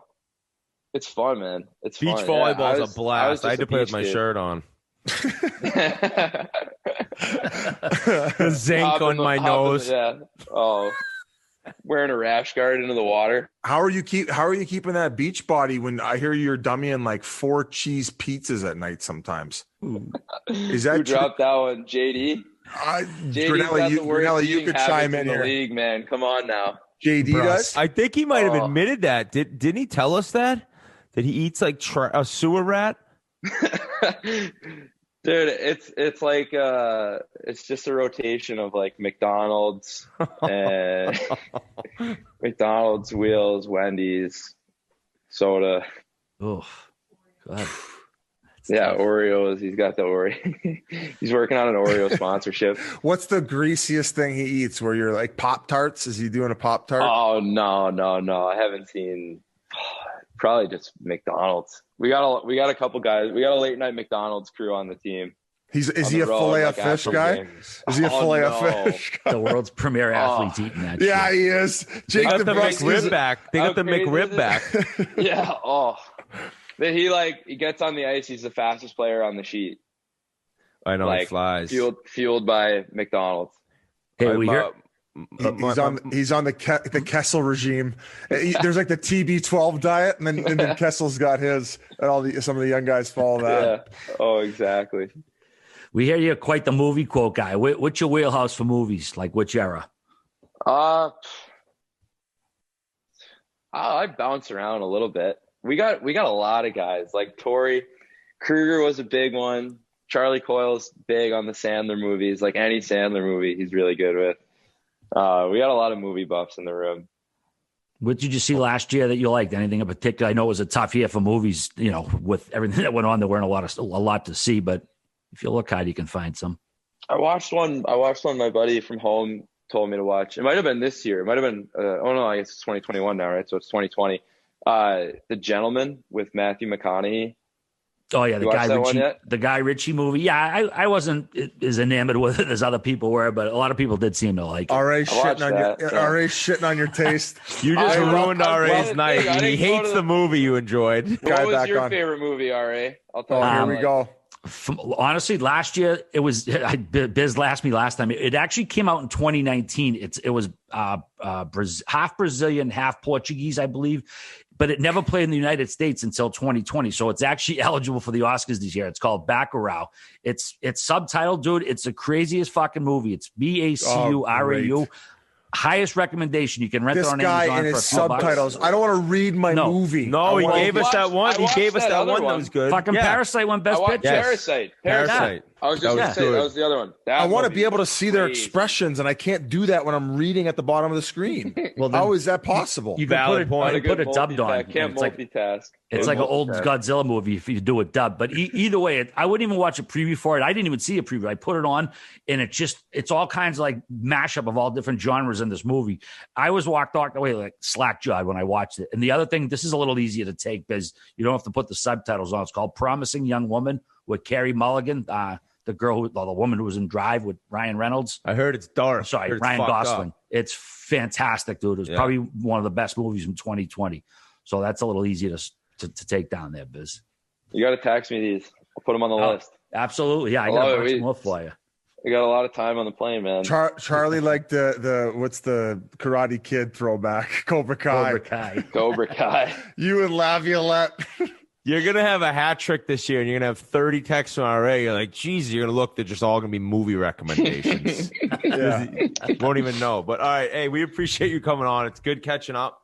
And, man, big role this year. It's pretty exciting for us to watch, and I look forward to seeing your season play out. Thanks, fellas. Hey, thanks for having me. Go Bruins. Absolutely. We'll get an iguana wrestling league going. Oh, you're come on. You're going to be own one of the franchises. Next time you're at the Grand, we'll get you and Grinelli on the stage for an iguana. I want Grizzly. Tell him I want a fucking piece of him. The Eugenes. He's got the belt right now, man. You got to come for it. Yeah, I will. He's still got the belt. I'm going to start juicing. We're going to have the Eugenes. Do all traps, man. It's all on the neck. We're gonna have Brock Lesnar. Oh, dude, we're gonna have the Eugenie League and just have two Italians go hard at this thing. Yeah. That'll be our first match. But we hook up the belts to our noses. We do them right through the fucking middle there. Anyway. Oh man. See you, bud. Thanks, Charlie. Take care, Chucky. Go Bees. Huge thanks to Charlie McAvoy for joining us once again. Love talking to him. I love the fact that he's going to be watching my movie recommendations when he's on his next flight, ideally. I did text him over a few to watch. So thanks for joining us once again, Charlie. And hey, listen, guys, this Valentine's Day, find jewelry as unique as your love with the modern convenience of online shopping at BlueNile.com. At BlueNile.com, you can celebrate all of life's special moments, from creating the custom engagement ring of her dreams to gifting a once-in-a-lifetime piece, all at prices you won't find at a traditional jeweler. Guys, if you're looking to put a ring on it, I know how stressful it can get. Everybody all of a sudden is a diamond expert, do this, do that. Well, Blue Nile is the original online jeweler, and they've been helping people create the perfect engagement ring since 1999. They are the experts. Whether you're customizing an engagement ring or designing a diamond stud earring, either way, Blue Nile will help you create a bigger, more brilliant piece than you can imagine at a price you won't find at a traditional jeweler. They also have expert advice available 24/7 and guaranteed free shipping and returns. When you commit to a piece, so does Blue Nile, as they offer guaranteed service and repair for life. 100% satisfaction guaranteed. And if you need it stat, Blue Nile can deliver overnight in most cases. So make your moment sparkle with jewelry from BlueNile.com, and Spittin Chiclets listeners get $50 off $500. This podcast exclusive is only good through Valentine's Day and includes engagement as well. If you want to get that ring, you get $50 off $500. So use the code Chiclets. Again, that's code Chiclets, CHICLETS. Plus, every order is insured, ships for free, and arrives in discreet packaging that won't give away the secret. So shop stress-free and find your forever piece. Go to BlueNile.com today and use the code Chiclets. I'm gonna get Katie a canary yellow diamond ring for Valentine's Day. What do you think? Chiclets ring, like a big ass diamond, like one of those Tootsie Pops. Put an onyx. The diamond of the teeth, because they'll get to save a little bit of money with the one tooth missing in the logo. I was gonna say put an onyx where the missing tooth is. There you go. Hey, Whit, how did you do that? What's whole an onyx? process?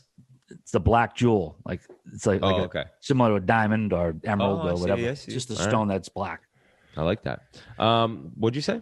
Like, how did you do that whole process? Like, how do you figure out the ring size, or do you just let them handle it? Do you just say, "Hey, go pick out what you want"? You go into the jewelry box and you grab a ring and you take it to a jewelry store when day she's not wearing it, and you have them measure it, and then you put it back She never knew you took it for a day. And then you order Pink Panther, Pink Whitney. And then I'm reaching in. Whoop, see ya. And then you get the size. I don't even know how I got mine. My wife had no fucking Fell off a truck. Stole it. I just copied my buddy's design. He's like, dude, go. I forget the lingo. I was like, I was like, yeah, this is a pretty nice fucking I was just going to go off my pinky. I was just going to like, oh, it's the smallest one. That should work. No? It's like, would this fit around my wrench? How did you design the wedding ring? You pretty much have the talk. Any guy out there will tell you when you actually, maybe you don't. You're a fool if you don't. You're a fool if you don't. No, listen. No. Yeah, see, maybe I'm actually way off and I'm in the minority. But to me, you got to ask her like, hey, what kind of ring would you want? How much am I spending? No, but it's also like, AHL salary, NHL salary. You got to keep proving yourself. You got to keep proving yourself. This doesn't mean I'm going to buy one, but say you keep doing such an amazing job as my girlfriend. Like, what would you want? So then you kind of know what to go with. So this is where you don't want to get her. You don't want to get her. I got you on the analytic girlfriend chart. So if you're able to continue to grow, if you continue to put shots on that, your Corsi is heading on a great slope. Yeah. But listen, if you get paired with the wrong guy. Speaking of slopes, I'll get your own fucking mountain if you just keep it up. Speaking of slopes, Biz, the Rocky Mountains, which is where the Western standings could be found. Oh, a little segue for you didn't even know about. How about Vegas Golden Knights? They played Tuesday without their regular coaches on the bench due to more COVID shit. GM Kelly McCrimmon had to coach the team with the Henderson staff, and they still ended up winning. They've actually had to postpone 3 games because of the COVID stuff. 11 total games were postponed so far. That's not including what the Devils and other teams have had to adjust to. The other big story out of the West, Minnesota's Kevin Fiala got a 3-game suspension for boarding the LA King Matt Roy. He was assessed a major and a game misconduct. I guess based on what we've seen from similar hits this year, I was surprised that Kevin Fiala got 3 games for that hit. Whit, I know you had an opinion on this. Yeah, I mean, I thought he was going to get like 4. I think more than anything, and more than the Gallagher Nurse 2 you were chatting about, this one, it was like he was directly behind the guy. You could make an argument that there was they were on an angle with each other. Montreal, Edmonton. This one, it's looking at numbers and it's that push right away, and it looked really bad. So I just think that was that much different because of the view you're looking at the player you're forechecking. Little kids started putting. Remember back in the day, I don't know if they still do. They got stop when you can read that. It's like, don't hit him. He could have read it perfectly. I used to put it on the front when he couldn't read. I used to put it on the front when I was a defenseman, hoping that they would stop. Biz's coach put it on his cage. Hey, it was on your cage, so when you opened your eyes, it was don't move. No, it was in his locker, so he wouldn't come to the bench. Just stay in the locker room. Jesus! Kicking you when you're down. Bad hit. Very dangerous looking hit, though. Already coming off the top ropes. I know. Yeah, fuck it. Put the tacks down. We're going cage match. No, but hey, so when I see that, I'm like, the fact that we didn't do what we're doing for icing sooner is crazy to me, because that is the exact play where I'm not going to like blame Fiala for you could tell right afterward, he was like, oh my God. Like as soon as he went down, he grabbed the guy to be like, oh, what have I done kind of thing. Remember he broke his, what's the real big one? Femur. You don't want to break? He broke his femur, didn't he? Yeah. Yeah. So, And you were just hoping. I mean, it didn't look good. As soon as it happened, I'm like, oh no, is this going to be they're going to bring out the stretcher for this one? So he did need to get help off the ice, correct? Yeah, he was dinged up, but he was fine. I mean, the reports after he was fine. He was just a little banged up, and it's not that Fiala was worse. I like I said, I just watched. I mean, and I'm not picking on Gallagher, but that hit on Nurse, when I saw the distance, I cringe when I watch it. It's like, man, I would have thought he would have got suspended. Not that Fiala was any worse. I don't know. I just wanted. I looked at the Fiala one as basically like an icing. Because it was like direct from the back, kind of like Whit said, but I hear you. And when I ended up seeing that Walker photo, I thought that was Roy, who'd been pushing to the wall, and I was like, oh my goodness, I couldn't even recognize him. I played with Roy, so when it was Walker with that beak, I'm like, oh no, he looks like a different human. you know, because I didn't know that he got hit in the face with a puck during the game. That was tough. One other note, actually, two other notes on Minnesota. Matt Dumba was placed on the IR. He had an awkward landing. He collided with teammate Jordan Greenway. Looked like his left leg kind of just got extended too far, so hopefully he'll be back soon. And Minnesota busted out their reverse retro jerseys. I thought they're pretty sharp, man. I mean, it's kind of weird because the history there, the Stars just left town because of the owner. So you're bringing back these old colors. I wonder if some fans are kind of like still bitter the fact the North Stars left and then they're going to trot their colors out. Those jerseys are sick. And right when I saw them, I said I wouldn't have bet the Avs had I known that the Stars were wearing the Wild were wearing these North Star jerseys. That fact. Right when I saw the jerseys, I knew. So that I knew that the piss sitting down on the toilet, because I'm a complete joke in the middle of the night. I sit down quite often, actually. I knew right when I saw those jerseys it was going to be a loss. All right. Yeah, I like the Avs jerseys too, though. They were both going against that. Those are two of the top five, I'd say. Cornelli, what did you just roll your eyes at? I think 2/4 or 50% of this podcast sits while they pee. Because I know Biz sits while he pees too. I sit when I pee. It's so much easier. You don't get piss everywhere. I think I used to piss all over the Yandel's house. Mr. and Mrs. Yandel probably still don't want me where they live now because I would just piss everywhere. Oh, yeah, like you guys. So I always have the hotel room that we do all the Buddy and Patty are like, Jesus, Ryan. Sometimes when you guys leave the room, it's just like shrapnel of piss all over my seat that I have to fucking deal with. I'm a sitter. We weren't sitting on those ones, but I also heard, RA, and you can correct me if I'm wrong, that when you sit as a man to pee, you get rid of like all of it or almost all of it, rather than when you stand up, there's like a little bit that remains, and that's not healthy. I guess this is confessional because I have a fainting condition. I have it still. It hasn't happened for a while where the doctor, it happened to me 4 times in about a 10-year span. And where every are we going time here, boys? Every time I love it. Every time it happened, it was right after I pissed. That's me and the doctor talking concluded. He says, well, if you get up particularly in the middle of the night, because you're a little woozy, a little tired, because it happened to me once down the Cape. I got up to piss in the middle of the night, and I was standing, and I fell. I woke up. I looked like Lennox Lewis or that boxer, who's that? Hassan Rahman, that boxer looked like he got hit with a 2x4. I woke up. You shit-faced? I was intoxicated, yes. Okay, so maybe that's why you fell.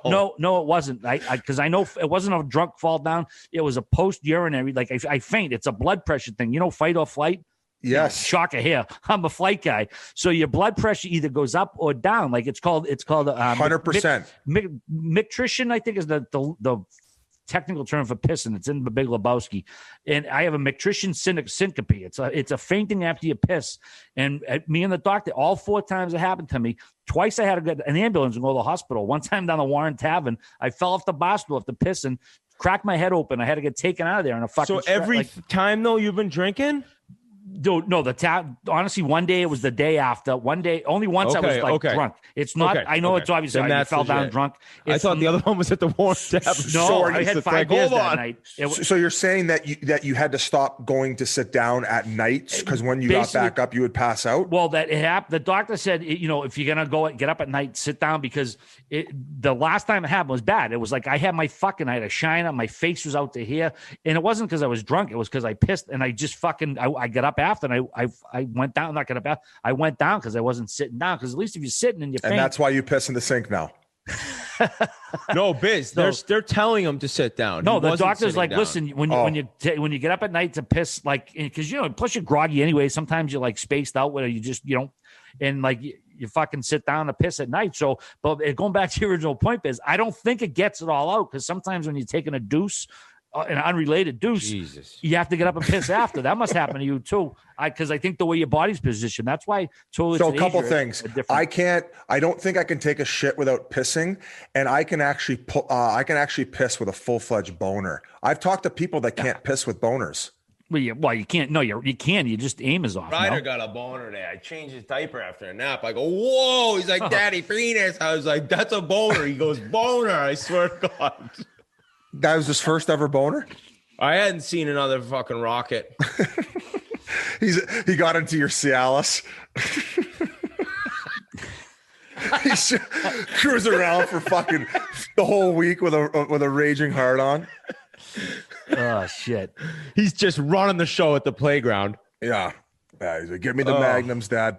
Get me the What a magnums. conversation. Yeah, no. How do we get there? It's well, because you guys, I was surprised that, when you said you get up to sit down and pee, because it's like something the guys like goof on each other typically, but when a doctor tells you, you might get brain damage. But no, the first time it happened was crazy, dude. I know it's a long story, but it was 1994. I'll never forget. It was the day after my family July 4th party. I drank probably fucking a case of beer the day before. I was, 22 years old, young and spry, whatever.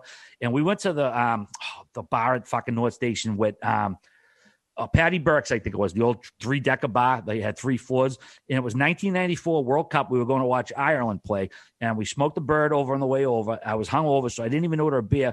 And I'll never forget, dude, because all of a sudden, it's like you start seeing paparazzi lights, and I was going toward the exit to get some air. I wake up on the sidewalk at North Station, surrounded by people, and Patty Burke's is an Irish bar, and they're like, get away, get him some oxygen, get him some orange juice. He's having a diabetic attack. Like, they're trying to and I wake up and I come to and I'm fine. Like, I wake up and I realize, okay, I'm okay. There's a fucking ambulance there. So I'm more embarrassed than anything. And I'm like, but I remember the last thing, Biz, when I fell, the last thought I had in my head was, oh my God, I'm going to be the first guy to die from grass and ruin it for everybody. That was legit the last thought I had, because I had smoked before, and you hear all this fucking crazy fucking propaganda. And the first thing I said to the ambulance guy, of course, that was your thought. He's like, I thought you were going to say I thought you were going to say like, oh my God, this is great. I owe the bookie $11,000. Never got to pay it. 11, I can triple that. So the ambulance guy comes up and he says, have you been drinking? I says, no. And one of the Irish people goes, that's the problem. Get him a drink. Like, they're like making jokes. I'm sprawled out on the sidewalk. And I goes, buddy, but I did smoke a joint before. He goes, like, he gave that had nothing to do with it. I was like, oh, thank Christ. And I was dehydrated, and I got to the hospital, and the nurse at Mass General was like, were you drinking yesterday? I says, yeah. She goes, how many beers would you say you had? I sat, and I was like, not even being like a wise guy. I was like, probably 30. Like, again, I was 22 years old. Imagine being in heaven. She was horrified. She's like, imagine 30? being in heaven, the guy who ruined weed for everybody looking down, just like everyone, fuck that guy, fucking loser. He can't get a foursome up. He can't get a foursome up in heaven. Nobody will play with him. Guy pees when he sits down at night. That's what Whit thinks everybody does in heaven is golf. That's how obsessed this guy is. No, I think that people who don't will get up there and then they'll be like, oh, this is sick. I should have been doing this the whole time. Yeah. Yeah. Especially if you're not dealing with the pain in the morning when you're waking up, then you're just like always feeling good. Exactly. Yeah, two ambos and a fucking half dozen stitches will fucking make you listen to the doctor. I'll tell you that. All right. Enough of the peeing while sitting down talk. Let's move it along. This guy, I don't care how he pees, but he's a fucking superhero either way. Connor McDavid with yet another absolutely redonkulous end-to-end goal. I mean, Saturday night I'm sitting there with my old lady, and she gave a fuck less about hockey most of the time, except for the playoffs. And I was like, look at this. And she even like jumped out of her seat. She's like, oh my God, how is he that fast? Like, I mean, that what goal a play is just by Barry. Freakazoid, absolute freakazoid. I mean, were you guys watching live or Memorex or what? No, that was how Sid got, or that's how Whit got half his assists every year. Just doing what Tyson Barry did to Sid. It's the best. You just pass it 3 feet with nobody near you, and you're just like, oh, unreal, first assist. The goal, right away I just thought Muzzin should, or Riley should just go over to Muzzin and be like, it's okay. I can get you through these next couple days. We're going to watch the highlight together. I went through this at the ACC, or what it's Scotiabank now. What a move. The speed, the quick stick handle, the way he's able to just blow by everyone in the neutral zone. That's it. It's like the defensemen are backing up as fast as they can. There's no such thing as gap, and they still know they have no chance. So once he uses your triangle once, he slithers around you, and then always has the patience once he's going full tilt, like around the goaltender. He just waits him out, flicks it back the other way. It's almost not a carbon copy at all but of the other one, but the finish was very similar. And those are two guys who had been shutting him down until that point. We said, when's he going to have his redemption? Hole was. Well, him and Hole have been playing together, and they've been doing an unbelievable job against the two. Then we put up the funny. So everybody, they were more so leaning towards Hole shutting him down. And then they put up, who was it? Anthony Davis and LeBron James. And then it said Hole and Muzzin. So just like they're the ultimate, tag team champions right now. And Hole didn't get walked on that play. Muzzin did, but you could just tell McDavid had a little bit of extra pep in his step, fed up by getting shut down by the Leafs and hearing about it. So that was like a little teaser and warm up to what he ended up doing on Sunday night, He looked like he embarrassed himself on that goal too, Biz. Like when he made himself laugh. I mean, that's when you know you're fucking that good, when you literally like laughing at yourself, and you could see it after you did the flyby on the bench, you know. In the doggy pile. And you mentioned Sunday, Leon Draisaitl, 6 helpers, tied him for second place for most in the game. Of course, Gretzky did, I think, 7 times. Leon Draisaitl, the only player since the WHA merger back in 79-80 to have a game with 6 assists without taking a shot on goal. Kind of a freaky stat. But this duo, man, the 5th duo in NHL history to have 3 such games while both the 25 or younger. Gretzky Curry, Gretzky Anderson, poker face, Gretzky Coffee, and Bossy Trottier. These two, man, like I said before, they deserve a great team and a number 1 goalie, because the whole world should be watching these two every night. Well, they were playing Ottawa, and Ottawa got off to a tough start. I think they allowed a goal in 8 seconds, which tied the record for the Edmonton Oilers, set originally by Wayne Gretzky. And was it Cahoon? How do I say the guy's last name for Cahoon?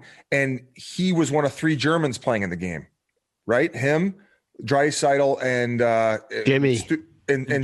Jimmy Stu. So Jimmy they took the picture before the game. So very cool. 3 Germans, playing in a game. But Edmonton don't fucking take penalties against Edmonton. They are just it's a cheat code. They're playing on rookie mode, as the gamers would say, and they're just snapping it around. And you even saw a little bit of it in the Toronto game as well, to where, like, I think, McDavid rings one off the post, they just set it back up, exact same play. Okay, scored on the second one. It's automatic. McDavid will have it on the half wall, and he's able to like penetrate the PK box. Oh yes, talk to me. And all of a sudden he's just dishing. It's not that easy to just skate into the middle of it and just find someone. He found Nugent Hopkins. Ottawa looked so bad, and we were pumping Ottawa's tires in terms of like beginning of the year. They could just be a pain in the ass. They're getting pumped.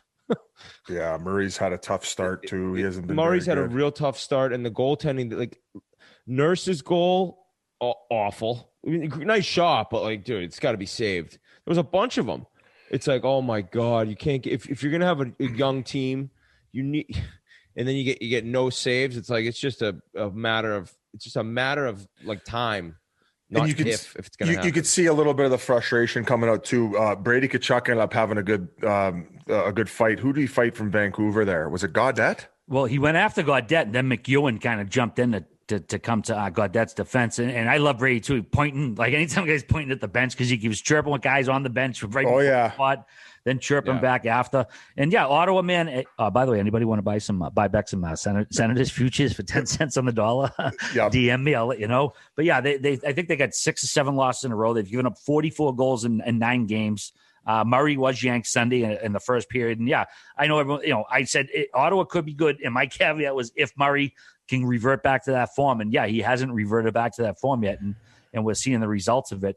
The other news out of that division, Biz, Calgary's Dylan Dubé hit. I don't know if it was an incidental contact, but on Jesperi Kotkaniemi, there was no penalty called. I haven't heard anything from the Department of Player Safety Monday. I heard nothing. I heard he's getting nothing. And I honestly, like, I know people are apoplectic about it on Twitter, because that's Twitter, and even some reporters. Oh my! I watched it, and it was like, well, man, the kid turned into him. Dubé's going to sort of reflexively put his arms up. I don't think he did anything malicious, and I'm not surprised. A, there wasn't a call, and B, there was no supplementary discipline as of recording. I just wrote old time hockey. People went absolutely fucking crazy on me on Twitter, and I'm saying, listen, I thought given today's climate, the fact that even if it was accidental and it was like reactionary because he turned into him, and like you said, Dubé seemed a little bit surprised. The contact overall, I thought for sure he would have got a penalty, but people think that this guy should be put in prison in Montreal. They've completely dropped the Chara case, and now they're refiling one for this guy. These fans are out of their minds. Call 911. Another note on Calgary. It was all in the same game. Mark Giordano had his 900th game. Matthew Tkachuk's 300th. And it was the 1,500th game for the assistant equipment manager, Corey Osmak. Congrats, Aussie, on 1,500 games, man. That's a long haul doing that job. And like I've said before, those guys are the grease that makes this fucking league run. They're right in the gears. Without them, this league does not happen. So congrats to him. Let's talk about the other Tkachuk brother, Biz, while we're at it. Busy week for old Matty Tkachuk. First, the old King Kong Bundy splash on Jack Campbell. Then Jake Muzzin shot the puck at him at the end of the game. Now, Jack Campbell was hurt. Everybody was blaming Matty afterwards, but it turns out it was his leg, had nothing to do with his head. But the Muzzin shooting the puck at him, I mean, He's always in the middle of that fucking action, one way or the other. Leafs Twitter's nuts, man. If you do anything to a Leaf, you got to go on what's the term I'm looking Witness for? protection. Witness protection. You got to go witness protection every goddamn time. Listen, did Tkachuk kind of fall onto him on purpose? For sure. Did I think it was like that malicious? No. So, but I will say this: I think Muzzin flipping the puck at him is fair game. It's like, yeah, but I also would be just as pissed as Tkachuk. Like if somebody flicks the puck at you like that, I could see why he flipped out. Disrespectful. I completely agree, and I agree with him having the wires crossed, because if somebody would have did that to me, it's like you're embarrassing him. Correct. After a loss as well, so it's even more fueled. So then we got another good door slam there. We've been getting a lot of door slams this year. But going back to the previous game on what they saw in the replay about what they did to their goalie, do you not think it was warranted? I think that if after a game I'm not that I saying did that at all, yeah. If I would have got the puck flicked at me, I might have known why I was getting it flicked at me. Now, I also did see the presser for Tkachuk after, and I don't think he thinks he did anything wrong when he went on to Campbell there, which is like, okay, I'll take your word for it, but fuck, I don't know. I saw the replay and it kind of looked like he kind of dropped the knee a little on him. No. Am I crazy? I just called it King Kong Bundy splash. It wasn't. I mean, he didn't avoid him. Biz, just because he's saying that doesn't necessarily mean he believes it. Right. And I don't blame Muzzin at the end of the day. I just called it. No, I wasn't really chirping. Yeah. I'm not saying Muzzin shouldn't have done that. I'm just thinking that's why he flipped out, but it was still hilarious. Yeah, 100%. Do you think that if you would have done what he did to the goalie, you would have maybe accepted the puck flip a little bit more? Or you got to think there was a better chance somebody might fight him. If they maybe they asked. Malicious yeah, true. The Wayne train maybe he had been asked in the game, but I don't think he's turning down that many fights. The Wayne train. No, I mean, Matty jumped right in there after the puck. I mean, not that let me just clarify. Muzzin wasn't disrespectful to the game. Yeah, Matty earned what he got, like fucking falling on his goalie's head the night before. Yep. But if you're Matthew Tkachuk and a guy's, flipping a puck at the end of the game, that's disrespectful to that guy where, you're going to get the response. And, he did get right up in his grill and, he was pissed off after the game. But either way, that kid is a fucking straw that stirs the drink in Calgary. I loved it all. And I wasn't really picking sides. I just thought, sure something's going to happen when watching the next game. And then I mean, there's going to be more fireworks with this team. What I meant to say was I would turn down the Wayne train. I don't think I would. I'd be scared of that guy. He's got the long reach. Talking about the North Division, Grinelli, we got the old Battle of Alberta t-shirts. Got to pimp them out again. I was just texting you saying, can you pump these great shirts? We got a Battle of Alberta shirt for Calgary, a Battle of Alberta shirt for Edmonton. It's concert style. We got all the dates they play on the back. So that's obviously the Calgary one, right? That's the Calgary one. It's got the flames. The oil one's got a bunch of the big oil things in the field. I forget what they're called. The oil rigs, Mikey? The oil rigs. The oil rigs. Yeah. Oil rigs. Yeah. So all right, they go on sale Friday. It's a great shirt. The Flames one. I got to see the Oilers one, but the Flames one with the fire coming out. And Grinelli sent this over too. Sick. This is just to play off more of the Canadian division, which has been awesome. Saturday night's early games: Toronto, Edmonton, and Calgary, Montreal, across Sportsnet, CBC, City, and TVA Sports, attracted an average audience of 3.2 million viewers. That's the most watched Saturday night 7 p.m. Eastern Time games in Canada since 2014.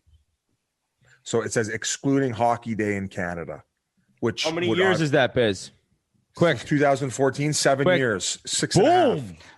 Well, so the reason I knew that so quickly is because Rutherford got hired in 2014, and I was doing the math in my head earlier today. So I got really saved. Hey, if it had happened in 1998, how many years would that been?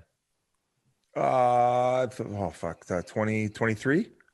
Yeah, Biz. You're okay. All right. Oh shit. I'm a math guy, not a word guy. 82, 246. Okay, actually, you know what? Since we're on Canadian topic as well, we were critical of Vancouver. They had a tough start. And I got a couple quick notes I wrote down. Stat Guy Biz. Since we released the podcast, or since we recorded, Vancouver ended up playing on Monday last week. They're 4-0, outscoring opponents 20-4. Besser's been lighting the lamp, 4 goals and an apple, Petey's got 5 points. Hughes has 5 points. This Mott kid, he is the Energizer Bunny. Every shift he's a prick out there. He's a prick out there. I like watching him. And even this Hoglander, I don't know if you saw that awesome assist the other night where he dove and poked it to the guy, and then he ended up scoring another goal. Biz, have you seen that kid's goals in Sweden? No. Oh, my God, Biz. Do yourself a favor tonight. This kid scored Get the highlight Jurgens. reel goals. Get the Jurgens. He'll score in Michigan. He'll score in Michigan this year or next year. I prop bet it. Prop bet it then. That would be a bet as a prop. Prop bet that. Yeah, there's only been 3 Michigans in the NHL, right? So, I mean, that's a big ballsy call. Should be big odds. Keep in mind, 3 of those games were against Ottawa. Not sorry to mix the laugh in there, Ottawa fans, but this has been an ugly, ugly start. They have back-to-back games, Monday, Tuesday against the Habs. That's going to be a big test, but they're playing good. I'm going to go tune into those games as soon as we get off this Zoom call or whatever the fuck we want to call it. So Zoom. That's just baby. the last note I had on the North. Little tire pump for and you Canucks if you are fans. watching Vancouver, I think we've probably mentioned this before, but Pettersson, he trucks people. Reverse I think hit. he looks skinny, and it's like, and all of a sudden he's reverse hitting you his balance. Like, go to hit him, be ready. He's kind That's of my little tip for the youth in the NHL right now. That's where I'm gonna go to hit Pettersson. Be ready. How about that? I should coach. So that's where I compare him to the Datsuk or Forsberg was really good at it too. I mean, he was a bit more of a truck. He kind of like created it. Forsberg. Peter Forsberg. Tough. He's probably the best reverse hitter of all time. Yeah. I mean, I don't want to say single-handedly, but it was one guy who changed the reputation of like Europeans and Swedes. It was Peter Forsberg, and just how tough he was without having a fucking fight every night. Remember I watched that. We should start Chuck Norris Lemieux memes. Chuck Norris memes, but Peter Forsberg. Remember those old sayings? Yeah. I can't think of one off the top of my head, but I'm sure we could think of something. Hold on, I I'm should go get do, my big dog T-shirt. When I saw the show in Lemieux, and remember I had all those like crazy stories that probably a lot of people don't know. I want to do one of those on Forsberg. I want to do some research because there's probably numbers and things he's accomplished that the general hockey fan has no idea. I mean, didn't he get surgery after get a spleen out and play that night or like the night later or something like that? I mean, that's why I'm going to do the research. Something like that. It did happen. I've had a hernia and a fucking gallbladder, and I mean, I couldn't move for a week. Like, I think he missed the whole regular season and then led the league in playoffs, which Kucherov sneaky could do that. Right. Oh yeah, to come out like Sting on that GIF out of the sky. Biz, I know you saw that GIF. Nikita Kucherov playoff time, and it's the restless Sting like dropping out of the sky out of nowhere. Yeah. McDavid and Leon out 1-2 in points. Connor 8 goals, 14 assists. Leon 6 goals, 15 assists. So those guys will probably be at the top once the season ends as well. I was just watching that game too. I know we spent a lot of time on this North Division, but just sometimes like the competence too. Like you see some of like the too many men penalties, and like they're playing Ottawa, they're up 5-1 in the first, and then next thing you know, the game's 8-5. Like they just. Like they can't seem to play a clean game, and they rely way too heavily on.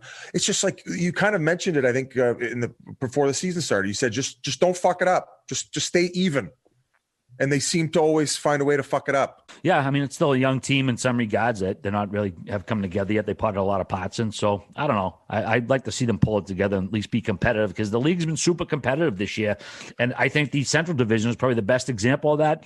Little surprise, Florida at the top, 5-0-1. But even in last place, Detroit 2-6-2 has 6 points. It's only a 5-point difference between 8 teams. But how about those Cats? First place Florida has a 6-game point streak. Hasn't lost in regulation. Alexei Heponiemi became the second player this year to score an overtime game winner for his debut goal. Kaprizov did it. It's only been done 4 times in history. And Patrick Hornquist, Biz, I know you wanted to give him some props. I just think that net front presence in the NHL is one of the most undervalued assets, and he is. The more I look at it, I'm like, oh man, why did Pittsburgh get rid of this guy? He's probably at the top of his game right now as far as how he is in front of the net with, right? Yeah, I think that he's a little slower, right? I understand that's never been his biggest strength, but I think it. To say it's like crazy Pittsburgh got rid of him, I don't necessarily agree with that. Okay, fair enough. But just watching how hot his start's been in Florida and how valuable, a power play asset can be in loan. Every time you see a goal happening in Florida right now, and some of which he hasn't even gotten a point on. He's just the one taking away the goalie's eyes. And we went back-to-back games for the Coyotes where they didn't score a goal, and just seeing the lack of it, you're like, there's not enough of these guys around. And I think that they're very, very undervalued, especially in today's NHL, where, it seems like special teams has become so important because, 5-on-5, a lot of teams seem to have it pretty dialed in. They sit to a pretty firm structure to where you see the teams at the top are always the ones capitalizing, or mostly that is. So I just wanted to pump his tires and say that I think it's one of the most valuable or underrated assets as far as the NHL is concerned right now, net front presence. I agree with you. Richie's in Boston doing it, and the fans despised him last year, and he's looked pretty good this year on that first unit playing the net front. Absolutely. And I think there might be a decrease in it. I mean, obviously I don't have any numbers to back it up, but what you think back early 90s, I mean, you had Leclerc and Tkachuk and Billy Guerin and they're Kevin scared Stevens of the speed. They're and scared Brendan of the Shanahan. guy. And we don't see a lot of guys, like you said, is going to the front of the net and taking the whacks. I mean, I know we talk about it all the time, but Brady does it. Brady Tkachuk, he's kind of old school in that fashion. But yeah, there's just not the same amount of players, I don't know, maybe willing to go there and take the punishment to get those tips and deflections. No, I genuinely think that there's a strong correlation between guys who are willing to put up with the punishment in front of the net and stand in front of pucks as they go by, where you're standing in the goalie's eyes. There's a huge difference. I was not a very good net front guy.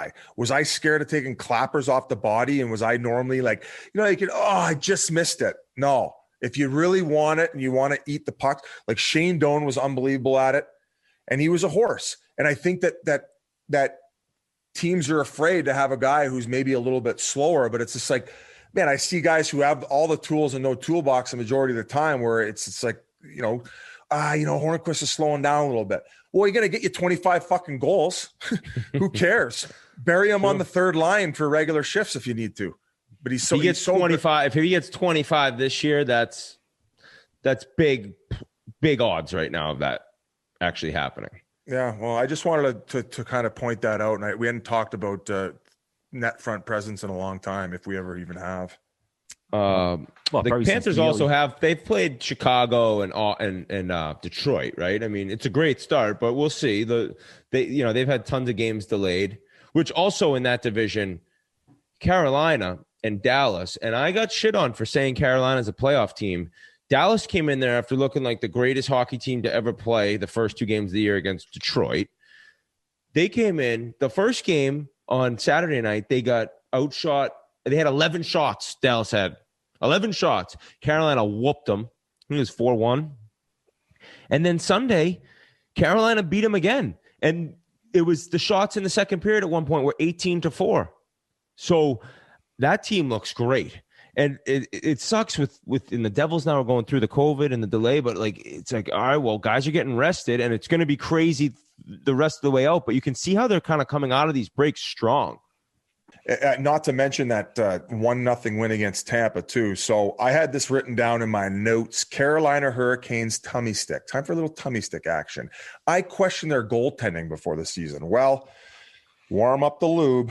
Reimer 3-0, 1.99 goals against average with a .918 save percentage, and Mrazek is 2-1 with a just under a goal a game. He's at 0.99 goals against average and a .955 save percentage. So they've both been doing unbelievable. And to allude to the guys they've missed because of the COVID situation, Stahl's missed time, Teravainen, Martinook, Slavin, Fast. So they've had some big pieces out of their lineup to start the season, and they are trucking teams. It just kind of, we say it all the time whenever we mention Carolina, just the mindset and the leadership by Rod the Bod. And I just think that they're following his lead, and they got some young studs, and to keep doubting them, they're like the new Islanders. They just keep bending me over every time I say something negative about them. I would be dead if I tried to do what Svechnikov did to stay on side. That split. That was I don't know how he's still playing. Go ahead, Ari. Sorry. No, that's all right. Yeah, Biz, I saw the same tweet, the kid tagging us you guys said that Carolina wasn't going to do nothing. I'm like, we're crowding asses after fucking 6 games. True. No, great from Mrazek and Reimer. I hope they have success. I'm not again. But, dude, it's 6 fucking games in the season. So I'm like, it's 1/6 in the season. Well, that's why. Dude, let's see how the results are before we start telling, saying people the best. That's why I wrote down Carolina Hurricanes tummy sticks. We're just being a little bit nice, Right. We want to get ahead of it now. Now, to bring up your point, I watched that game against Dallas. Reimer let in 2 softies. Like they should not have been goals. So I trust Mrazek way more than I do Reimer. And let's see this season play out. So I agree with your statement, RA. Yeah, that's all. I wasn't saying the kid's wrong. He's like trying to say, I was like, no, dude, it's early. Like nobody has won anything yet. There's Give him the hardware. games in the season. Give him the hardware. All right, moving along to the Chicago Blackhawks. Did they find their goalie or what? This kid, Kevin Lankinen, has been unbelievable. 6 starts, 3-1-2 with a 1.97 and a 9.37 save percentage. Came over from Finland as a free agent. I mean, this kid was 3rd or 4th in the depth chart, and he looks like the fucking real deal so far. Wait, have you seen him play much? Not really, but the stats don't lie. That's the saying. And I think that goaltending now there's so much depth at that position, and there's so many unreal goaltenders that are in the AHL that maybe haven't gotten a chance, that I think now more than ever you're seeing a third and fourth guy in the depth chart, like you mentioned. Like if he gets a chance, man, they got game. So the goaltending position is so deep, whereas you really don't know. You can find a diamond in the rough anywhere, and it makes a lot of sense why you don't see goalies picked super high in the draft. Unless it's 0-2 in my draft, and Lettinen went 2nd overall. I couldn't agree more. Now, saying that, I don't think they were having much luck with the first 2 guys there. And this kid's got some confidence and he's kicking. You got to roll with the hot guy, especially under the circumstance they're in as far as goaltending. Then it makes you question the whole offseason move by not having Crawford come back. But for that reason, you end up finding a new guy maybe, and you ride the hot hand. And with as far as goalie depth is concerned, that's like the one position where I feel like most smart teams have 3 guys. They even have a guy ready in the pipeline, and they just keep replenishing it, even if they get rid of one for an asset. So definitely a position that keeps getting better and better. Also, sticking with Chicago, we got an all-time quote from our pal Duncan Keith, one of the coolest cats in the league, by the way. Like, this guy just has an aura about him when he walks in the room. They asked him about, the local media asked him about his many shot attempts in the past 2 games, and he said, quote, "I'm getting the Corsi up, so you guys think I'm good," end quote. Like, that's such a great, troll quote. This guy's a future Hall of Famer, and he's basically saying, I don't give a fuck about Corsi. Like, who cares? You think I'm good or bad based on this one fucking number? So I thought it was absolutely hilarious, he said. Well, forever he was apparently bad Corsi, so he probably heard that bullshit, and he was always babysitting, carrying around young D-men. And then now he's dominating. I think when he was with Yarmulson, he was probably amazing those numbers wise too. That's what Chief was telling us, and he knows his shit. Oh, no doubt about it. He just can't snake draft. Oh yeah. By the way, Whit, great job. We got to bring that up. I think we've recorded. We talked about it. Oh, okay. I couldn't remember if we went over the actual draft itself, but yeah, that was very entertaining. It's fun stuff. Well, there is one Barstool thing we can mention quickly. They just started a new series, and Grinnell, I'll let you hop in. Yeah. Surviving Barstool. It's absolutely hilarious. They trapped 10 of the 10 bloggers in the Barstool offices for a full week. Can't leave. No clothes, no nothing. Took all their bags, and they basically have to live there all week. And they did episode 1 on Monday night. It was absolutely hilarious. Episode 2 is going on right now. KFC's hosting the whole thing. It's unbelievable. One day was so bad that it cleared out the whole office. They did something where the smell was so bad on both floors, everyone had to leave. So I'm excited to watch. All right. Check it out if you like that kind of stuff. All right. One more note before we do get to Colin Wilson. We have another guest coming on, as I mentioned. Mike Delzato took an awful gash off the lip. I mean, cut in your face is one thing, but when it's right there in your lip, you can't eat. You can't fucking, every little motion probably pulls the stitches apart. You ever get cut real bad there? Oh, you look at it too, and you're right away. You just grab your mouth. I told you guys a story. I played with this kid named Tomáš Chaby. He was from the Czech Republic. Oh, you told me this. He was back checking Chris Thorburn in practice, and Dorby's skate came up, Whoa. and it was probably 3 or 4 times worse than Delzato's, where it cut the lip and it went all the way up to where it was just hanging over. So if he closed his mouth, you could see some of his teeth. So, but seeing that, man. What was it? Zhitnik? That was about 10 years ago. Alexei Zhitnik. Buffalo Was that who Sabre. got cut in the throat when he was with? Oh, no, that was Clint Malachuk. Zednik. No, it was Richard Zednik. It happened Richard Zednik. My apologies. That was another throat cut. God, yeah. with the blades and the way these guys are flying around out there, man, sometimes some nasty shit can happen. Yeah, absolutely. Well, we're going to bring on Colin Wilson in 1 second, but first, you guys can say goodbye to stressful student loan payments and take charge of your future with Earnest. Earnest offers low-rate student loan refinancing, and you can check your rate risk-free in just 2 minutes. With Earnest, you get radically flexible payments, and you can pick your loan term. By refinancing, you can reduce your loan term, save money, or combine multiple loans into one simple payment. And if you have questions, you can even talk to a real live human at Earnest for help. Isn't it time you stop feeling overwhelmed by your student debt? Now, Earnest is giving our listeners a $100 bonus. Refinance your student loan at earnest.com/chiclets. That's CHICLETS. And you will get a $100 cash bonus when you do go to earnest.com/chiclets. So do it right now. It's not available in all states. Visit earnest.com/chiclets for more details. Terms and conditions do apply. Earnest Student Loan Refinancing made by Earnest Operations, LLC, NMLS, number 1204917, California Financing Law License number 6054788, 303 2nd Avenue, Suite 401N, San Francisco, California, 94107. Visit earnest.com/licenses for a full list of licenses. Okay, Chara gang. talked against the Bruins. Did he?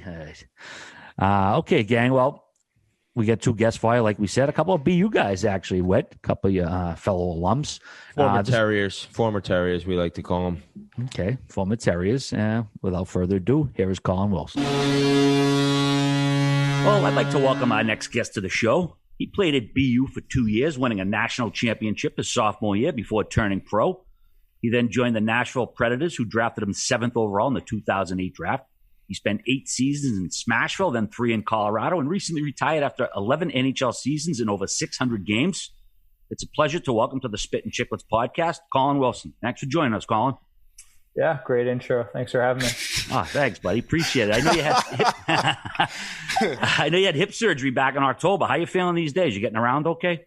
I'm getting there. I had I had bilateral hip surgery in 2019 in October as well. So both hips done, and I didn't get past walking with those. I was supposed to come back for the regular playoffs before COVID. So had them redone again, and I'm starting to move along. So that's promising. What was the issue with the first time around? It was just they didn't do it correctly, or you just had maybe different rehab after. What was the story there?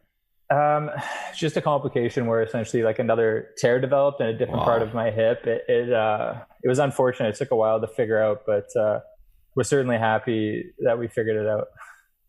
Well, we're going to go back into kind of the beginning and your family and how you got into the game of hockey. That's usually how we do these interviews. And I know the injuries you did battle, it goes a long way back from your groin starting at a young age. But before we get into all that, like, your father played in the NHL. Your grandfather played in the NHL. You just loved hockey from the get-go, I'm guessing, and just had a passion for it? Yeah, I mean, I also grew up in Winnipeg, so there's not That doesn't hurt. Yeah, that's the thing to do. You're out in the backyard, and I mean, it's cold, so you're either playing hockey or that's pretty much it. But yeah, certainly a lot of family background, and 2 of my uncles also played juniors in college and were drafted, played some pro in Finland. So there's certainly no getting away from it in my family. Whit talks about your work ethic. Were you the kid on the pond that they had to beg to come off? You were there up all night and your mom's like, get off the pond. It's time to go to sleep. Yeah, pretty much. I mean, it really was. It turned into that, but luckily there were so many of us in Winnipeg who kind of felt the same way. I mean, so I grew up as well on a pond. So my dad made the backyard rink. He actually made a weaving path, kind of like that Kevin Weeks, or pardon me, not Kevin Weeks, Stevie Weeks. The big Weeks. Saturday game. RA hates that movie. I saw they were just voting on like best on NHL best hockey movie. I don't know if I'd go with that one, but no. Yeah. So it was definitely that scenario. You were childhood buddies, or still are friends with Jonathan Toews, correct? Yeah. Was he always that nasty as a kid? Yeah, so I'll give my dad a little bit of a shout out here, because I remember he's a year older than me, but I remember being 9 years old and him being like, "Hey Dad, like, am I as good as Toews?"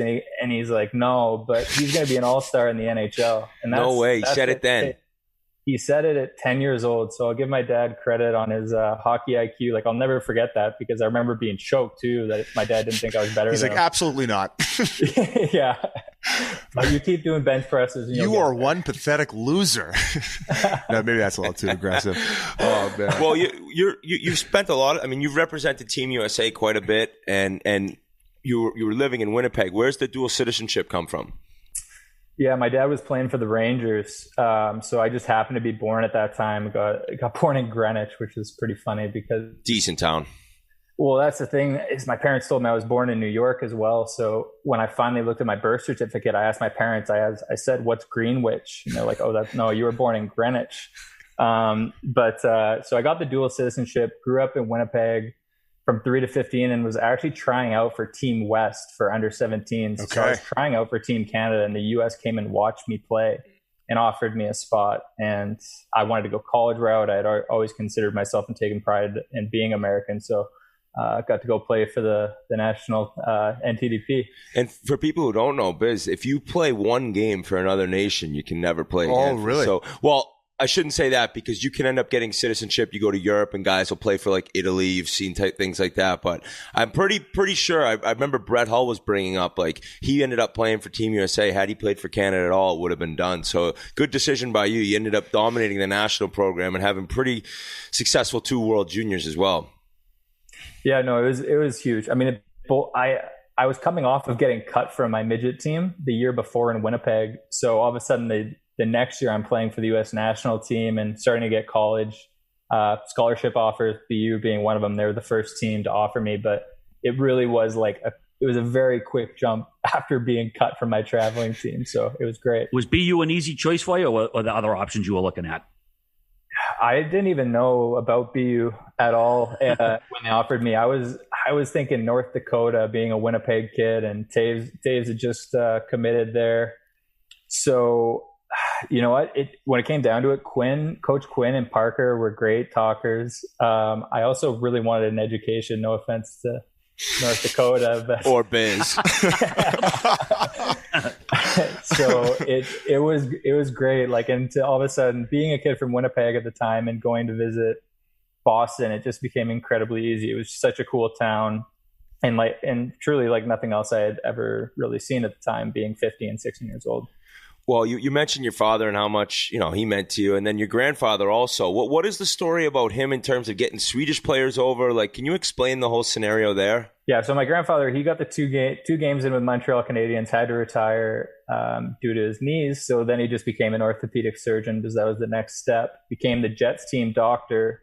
Ended up taking a break, going to Sweden to study fast twitch fibers. And while he was there, he went and watched these Swedish players play, and it was Anders Hedberg and Ulf Nilsson, and he called the Jets up and was like, hey, you got to get these guys, they're incredible. And I think in the next year the Jets brought him over, and they obviously became pretty big stars for the Winnipeg Jets. That's crazy. A former doctor ends up getting you 2 sick imports in the NHL. Yeah. That's a great story. And then you bring up him studying fast twitch muscles. Like I've told the story. The first time I saw you coming to BU, I mean, I want to say at 17, 18, you had to be 6'1", 215. Like, you were just immediately at a young age, big, strong kid. Was that always the case, or did you have an enormous growth spurt at one point?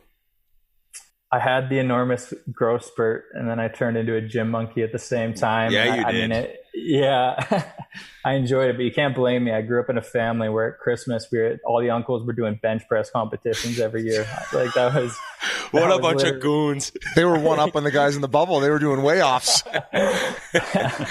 Yeah, so it was definitely something to reflect on. I think one of the factors, and I heard your take on it as well.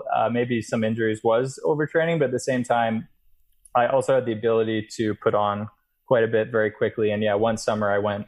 I think I got drafted to the Dub at like 5'4", $120, and then I was 16 years old, and I was 6'1", 210. Jesus. So it happened. Yeah, it happened quick. And I was like, who's this guy?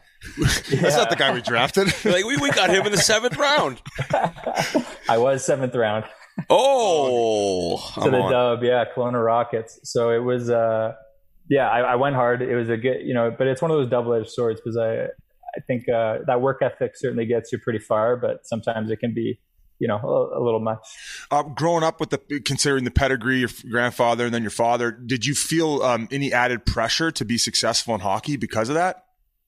I'd say so, probably. I think it's certainly, I mean, my dad ran the hockey camps that everybody wanted to be in as well. So, it was certainly a name around Winnipeg. And yeah, I felt that pressure, but at the same time, I also got probably way better advice than everybody. And I also knew what was possible. And truly, like, the direction was pretty fantastic. I mean, I was getting pucks dropped in the garage when I was 11, learning how to take face-offs, and not everybody was learning. Should bring that Nate at that McKinnon age. over. He says he needs work on his draws. Yeah, that's because of Len Barry. Len Barry's been giving it to him about his face-offs. Oh, that's right. Yeah, Tyson's old man. Colin, obviously the game changed immensely from when your dad and your granddad played, but what kind of advice did they give you that you were able to use, in the modern day? I think a lot of my game turned into, behind the net, in the corners, top of the circles, type of game. So it turned into more gritty, more keep away, more trying to win the battles. And, when other things in my game didn't necessarily take off, I could rely on that and kind of continue to have a position and do something that maybe the next guy couldn't necessarily do quite as well. Well, when you look at those teams at BU when you got there, I mean, you had a great freshman year and then took off your sophomore year when you guys won it all. Did you know kind of at the beginning of that sophomore year that was going to be it for you, no matter if you won it all, or did you kind of want to wait to see how that year played out? Because it was pretty evident early on that college you were ready to go after 2 years. Yeah, no, I was calling it after the 2 years. Yeah. I think it was partially because you had to declare a major after your second year, and I wasn't ready to do that. I wasn't ready to tell them, oh yeah, I want to go into history or something. I went with sociology. I still barely know. I don't know what is. that means. It's like the study of humans, I think. Yeah, so it was. I knew I was going, so it was pretty fantastic. I had a few meetings with Coach Parker and Coach Quinn, and we all kind of knew what the plan was. I was signing at the end of the year, but to go out the way that I did, and the team was just truly ridiculous when you go back and look at it. I think it'll rival. I think Maine with Korea would obviously be a rival on one of the better college hockey teams, but pretty insane to go back and look. And I certainly look at that overtime goal, a couple times a year. Oh, so Biz, they were down 3-1 with a minute left. Yeah. And they tied it up and then took it down in OT. Who did you play against? It wasn't Vincent Laverde's Miami of Ohio. Miami of Ohio. I was roommate with Vincent Laverde, who was captain with the Ontario Reign and Manchester Monarchs when we won the Calder Cup. Not a big deal. But yeah, that was an insane comeback. Let's talk through it. Yeah, I still remember. It's funny because I actually just had dinner with Coach Quinn, coach of the Rangers. I'm sure everybody knows, but Rocket. He's a good looking man. He's doing all right. He's a handsome fellow. Doing all right in New York, I'm sure. But I remember him at the time out. It was 1:14 left, and he's like, "Guys, we just got to believe." And I was kind of like, "Oh, I don't know, man." We don't just need one, Quinny. We need two. Yeah, I think I have to sign a ticket tomorrow, so we'll see. But he truly, like, a big goal by Zach Cohen, and then another big goal by Bonino. Huge play by Gilroy. Yeah. And then Colby Cohen's claim to fame, good buddy of mine and roommate, he scored the overtime goal. And it was a special team. We did that so many times throughout the year, actually, where we were down, and our whole way through the tournament, we kept finding ways to win, kind of like those big championship teams do. But I think it would have been a bit of a not travesty, that's a very harsh word, but the right team won. I think we were very good all year and very talented. So the kid who scored the goal, he never went and played pro? That was the end of it? No, he played a little bit. No, Colby played 3 games. He got some games in the show. He was a black ace when Boston Bruins won. He's awesome, and he's still actually an announcer for the Philadelphia Flyers right now. He's just I like giving him a hard time. He'd be a funny guy to have. So when you say claim to fame, he makes sure every time he's at the bar and he's got a few beers in him, he mentions it to everyone. Yeah, They're talking about the Monday Night Football game. He's like, I scored the OT winner. Nowadays, you can pull up the YouTube clips too and just show everyone. He's got the YouTube video saved, I'm sure, on his phone. Were you? Was it drafted after your freshman year, or had it already turned into drafted before you got to BU? No, I was drafted after my freshman year. I had the late birthday. Okay. All right. So that was the same case for me, but was it on your mind the entire freshman year? Were you like, I got to get points this year? Or were you more taking the approach of just playing as well as you could for Parker and BU and trying to not think about the draft that year? Because I know it was tough for me. I am sure the latter would have been the way to go, but I was the former. I was certainly worried about the draft. I wanted to put up numbers. And the following year I got to go into a position more where I was trying to help the team as well. But I mean, it's hard. You're trying to get drafted as high as possible, and it's in the back of your mind. So yeah, it's difficult, especially college is like, I went from the program where everybody's trying to get drafted, and all of a sudden to college hockey where it is more of a team atmosphere. So I learned pretty quickly about that. So when the draft comes, it's I don't remember where it was when you got drafted, but I know 2008 was pretty special. Stamkos went number 1 overall. That day, talking to your agent, did you have an idea Nashville was probably the pick, or did you think possibly a little bit earlier? Like, take me through that day. I know it's probably tough to remember. At least it is for me, but it certainly was exciting, I'm guessing. It was in Ottawa, and actually, no, man, my agent at the time, Neil Sheehy, he's like, Toronto's taking you. Watch, they're going to trade up from 7 to 5, and when they do, they're taking you. And they trade up from they trade up from 7 to 5, and then Luke Shen. So I at the time did not know for sure Nashville. I knew that they were the first team to interview me, and Kevin Kilty was a BU alumni who was the head of their scouting, and Paul Fent was another BU guy. So Jeff Kelty, because you're thinking of the BU guy, Kevin Kelty. Yeah, man. Yeah. There's a lot of Kilties. I know. I just wanted to help him out there. Yeah, thanks. Yeah, so he he was one of the first people to speak to me, but it was I didn't know, but obviously an incredibly exciting time. Colin, did you make the team out of camp, or did you have to start in Milwaukee? I made the team out of camp, but kind of the theme of my career, I had already had that groin injury for a bit. So I made the team out of camp, had the groin injury, missed a month, and then they wanted to send me to the minors. I actually got some games in, and then my groin went again. Then I went to the minors. So it was, and then I ended up splitting the year. And you got the 09-10 season. Were you surprised at how much Nashville had embraced hockey even way back then? To an extent, I think back then it was still a bit of a shock being a Winnipegger. Being like, people idolized hockey. Like, if you were in the show, you are, you're Brad Pitt kind of. So it was a little bit of an adjustment, but to watch it grow, to watch the city grow at the same time, truly a highlight of my career. Couldn't have seen a cooler development while it happened.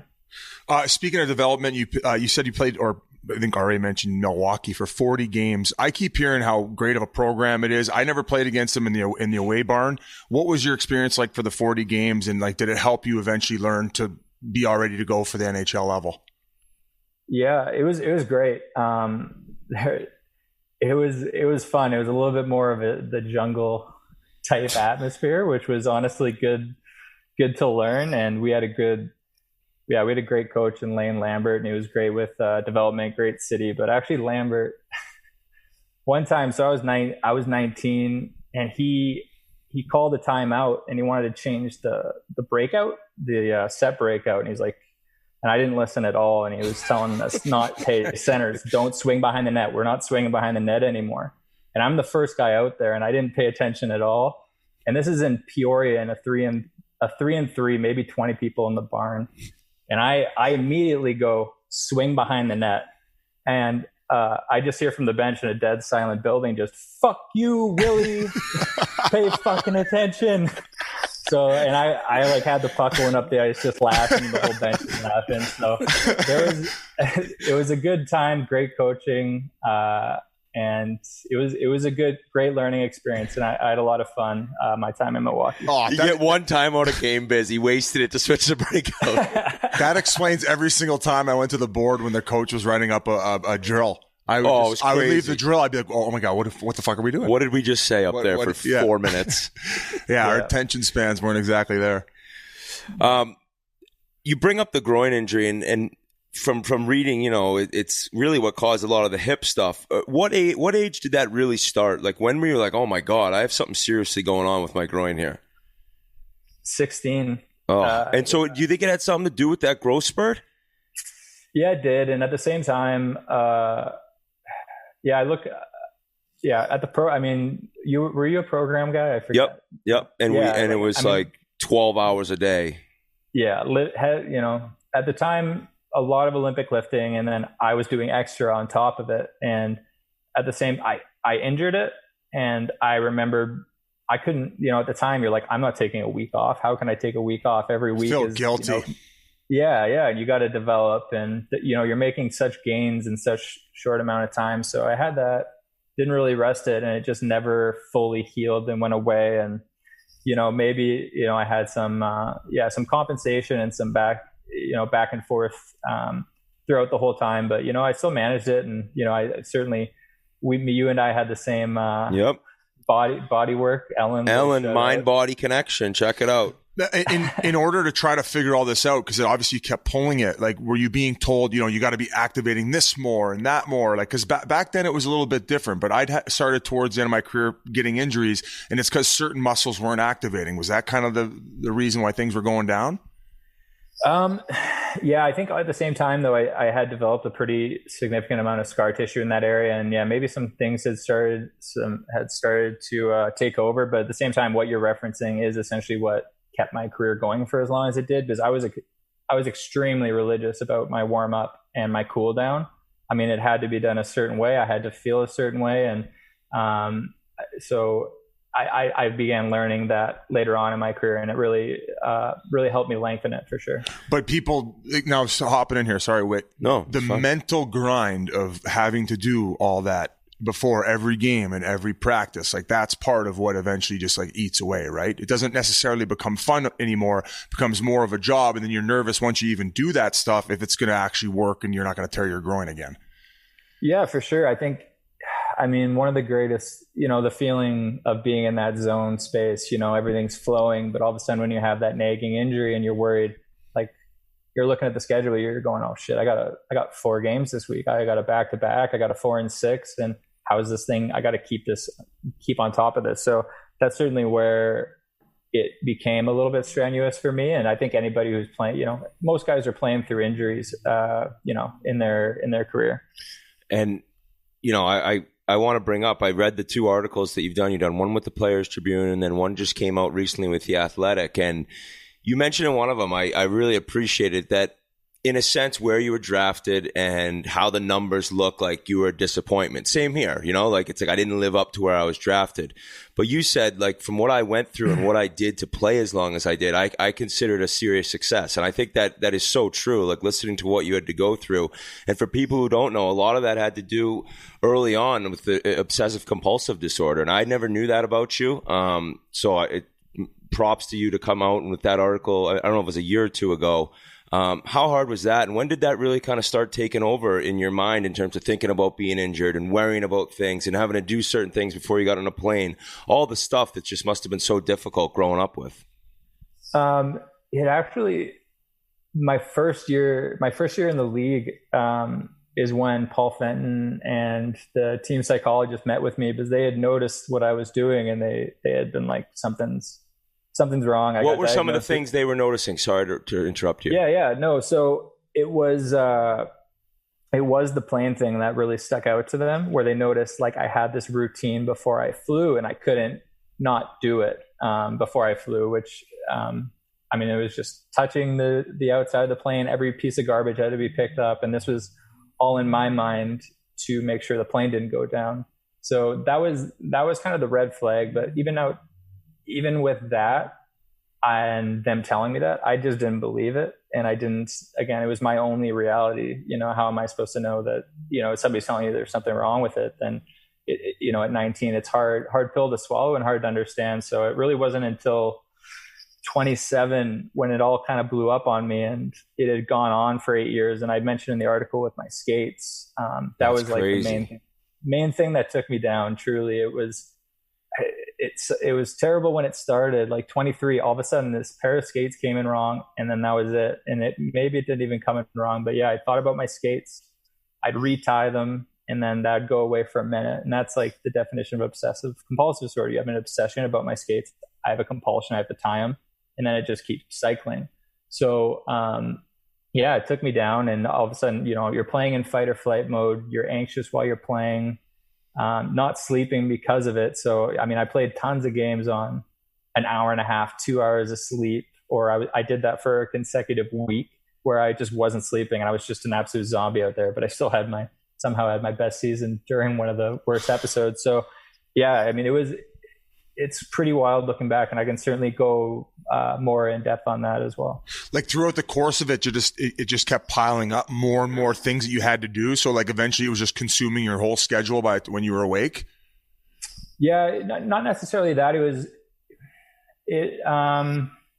Like you mentioned the plane thing, right? I just want to know, like, other things away from hockey, did those continue to mount? Yeah, I think honestly though, the amount that the skates thing took out of me and the amount that I had to worry about going into the rink and feeling that way is what years and years of doing that and your nervous system getting jacked up is what truly took a toll on me. And, the lack of sleep, everything, you can do it for a certain amount of time, but then all of a sudden it blows up on you. And that's what happened to me. And I didn't treat the OCD. I didn't do the proper thing. So all of a sudden I'm taking tons of sleeping meds, just to sleep. And the combination of that, partying and the OCD being untreated is when everything blew up on me, and I had to finally be like, hey, it's time to get help. And take natural approaches, or did you have to start with medication in order to get to a place where you could, live with it? Yeah. In terms of natural approaches at the time, I wasn't aware of natural approaches, nor was I thinking in that realm. I mean, getting the medication even for me was a stretch to reach out and ask for that. So now with everything that I've learned, I know a lot more. I mean, that's one of the reasons I wrote the article, was because I just, I don't want people to feel as alone, in what they're going through. I want them to feel okay about it. But there's also so much out there. There's so much to learn about yourself. There's so many avenues you can go down. And I just wanted people to be aware of it. I mentioned a few in the story that I do myself, and there's just a whole world out there. And so much help on the other side of just, reaching out for it. What are some natural things that could be done just to what do you do from a day-to-day basis in order to control it? Yeah. So, one of the main things is keeping a parasympathetic nervous system. So like I'm constantly doing float tanks, sensory deprivation tanks, which really relaxes me, gets me parasympathetic. I have this other thing called the New Calm. It's like a little disc that again brings you parasympathetic. I mean, there's things like CBD. If you want to go into the more natural approach, I know people are big into psilocybin. I've done done the psilocybin facilitated trip with a facilitator. I mean, truly the list goes on and on. Do the mushrooms just help you make you happier a little bit? So that's almost like I did a macrodose, because people actually, after I wrote the article, had a lot of questions about it, and they're like, oh, are you microdosing? And I actually, no, what I did is I did one-on-one with the facilitator. I took a very large dose, and it kind of brings you to a different perspective on what you're going through. And gives you that mental break where you can kind of see things clearly and kind of connect to something different than what you're already connecting to. So it gave me a different perspective and kind of shifted my perception on everything moving forward. And I've done a few of those. So it wasn't a panacea for me, but it certainly has helped. So when you would take that bigger dose, would you have exercises to do while you were in that whatever euphoric state? I don't know what you would call it when you're high on mushrooms. Yeah, no. So not really. The only thing that was there was the facilitator that I work with. They record it because you're typically in a very connected space. You're more open. So that way you can listen to the recording after, and you can integrate kind of that different perspective back into your life. So that's the main thing with that, because with psilocybin, you are making a lot more connections in your brain than normal. It's shutting down your day-to-day. It's called the default mode network. It's shutting that down. So all of a sudden there's more connections going on. You're accessing different parts that you normally don't. But in that space, that's pretty much the only thing. But you kind of gotta let go and let it fly, because it's a pretty crazy space to be in. Biz, I think the medical term is tripping balls. Is the yeah. Exactly. Tripping balls. Colin, what is considered a macro dose exactly? Like 2 grams, 3.5 grams? Yeah, and Yeah, so 3 grams. All right, he's like, can you send me some? Yeah, it's typically called that's called the hero's dose. Is 3 grams and up is typically where you're about to go on a ride. And like, for me, like when I've done them, I have an iFold on, I have music going, and you have somebody there making sure you're good the whole time, and who's a professional. So again, it was amazing. It's been truly amazing. But it's kind of been one pillar and all the different things. Like I really can't necessarily point to one thing and said it's been bigger than the other, but that's also been a pretty large shift in my life for sure. But how long does that last? Yeah, it depends on the dose. I've had, and also, I mean, outside of psilocybin, there are other psychedelics as well. Yeah. But depending on the dose, what psychedelic you're taking, we'll say with psilocybin, you're going 4 to 8 hours probably. But there's other ones that are honestly like 5 minutes, although you don't, it gets a little bit weird, so I won't go there. But that's typically what you're looking at in terms of that. Now, the positive effects typically last for like weeks, months. I mean, I have a family member who swears by them too. He'll take them, every couple months, and it kind of puts him back where he needs to be. Is that your experience as well?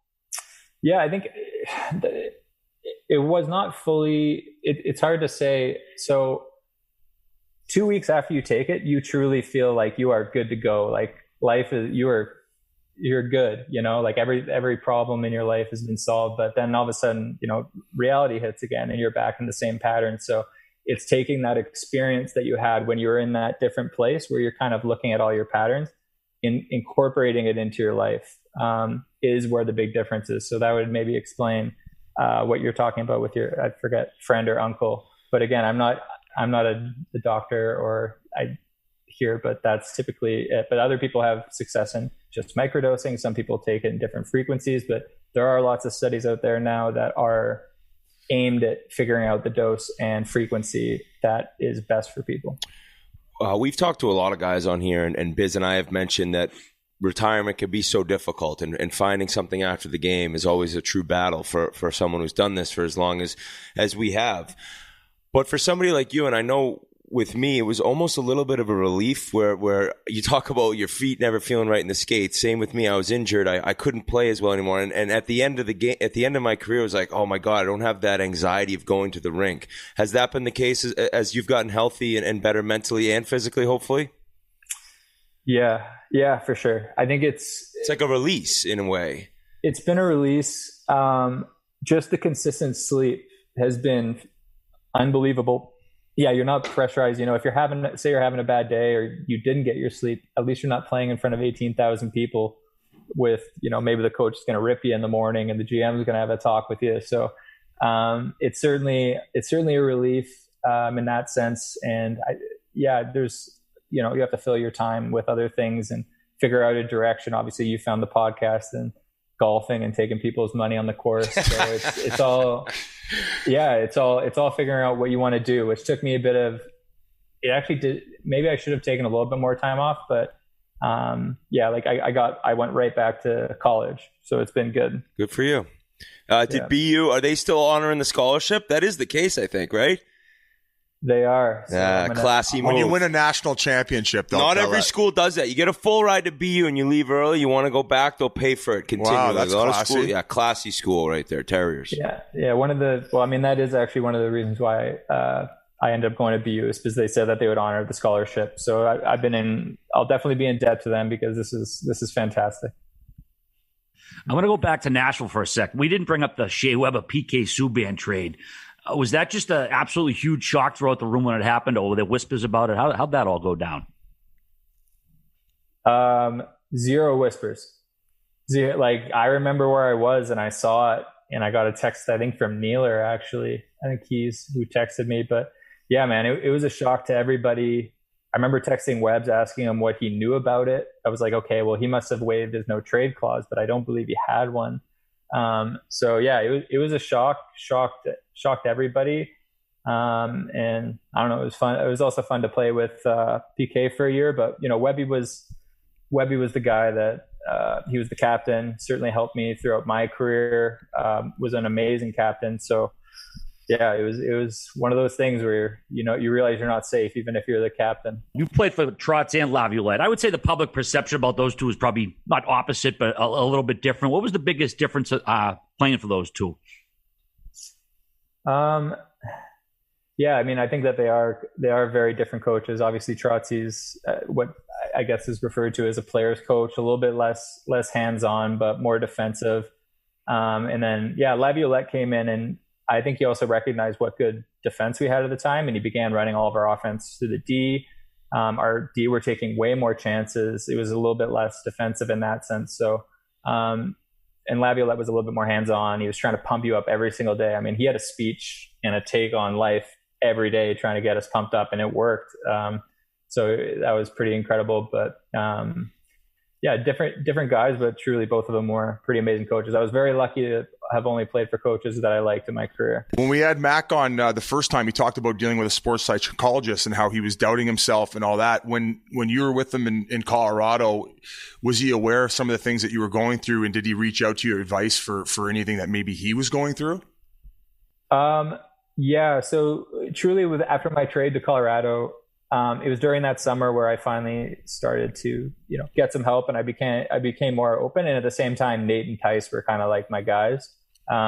So we were going to dinner on the roads. We were hanging out quite a bit, and they were quite aware of what I was going through. So that was good. I mean, they're both great and supportive, and we had some fun conversations. And yeah, Nate and I certainly spoke and like bounced some ideas around. And I know that he's, it's been pretty cool to hear that he's open and talking about how he tries to work on himself, work on himself as a player and as a human being. And I think that that's, so crucial. And that's something that him and I certainly had conversations about, during our time together. Had the chance to go to a cup final as well. I mean, that Pittsburgh team was loaded. Do you remember anything specific about that series? And you had a big playoff for the team that year. It was probably felt pretty good in terms of that year being one of the hardest physically and mentally off the ice too. It was impressive you were able to get that done. Yeah. I mean, the run, the playoffs, everything was the city of Nashville. I mean, the fans, it truly was crazy. And, I think that's just the atmosphere of the whole thing is what I'll always remember, and just kind of that belief that builds and builds. We weren't picked to necessarily go that far, so it was pretty incredible. But actually, one thing I'll say about in game 5, I actually snapped one of the eyelets on my laces. So, oh no! Yeah, talk about the worst thing happening to me. Your mind is just knew it was coming. Yeah, no. So I didn't even have a pair of skates baked and ready to go, and all of a sudden I'm throwing on these clanky boots for Game 5 of the Stanley Cup playoffs. So that was actually a good little exposure for the kids. So it was that was pretty crazy. But no, looking back, I mean, that shock when Patrick Hornquist scored that goal. It was 0-0, and he tucked it with a minute left. 2 minutes left. We just had a goal called back, and it was devastating when it suddenly just sunk in. He scored that goal, and the whole building just went quiet. And but happy for Horny. At least he got got another cup. Do you think if they don't call back PK's goal in the first game, it might be a totally different series there? RA bet on that, him being the first series squad. Literally won't. He can never forget it. Yeah. But it was huge, though.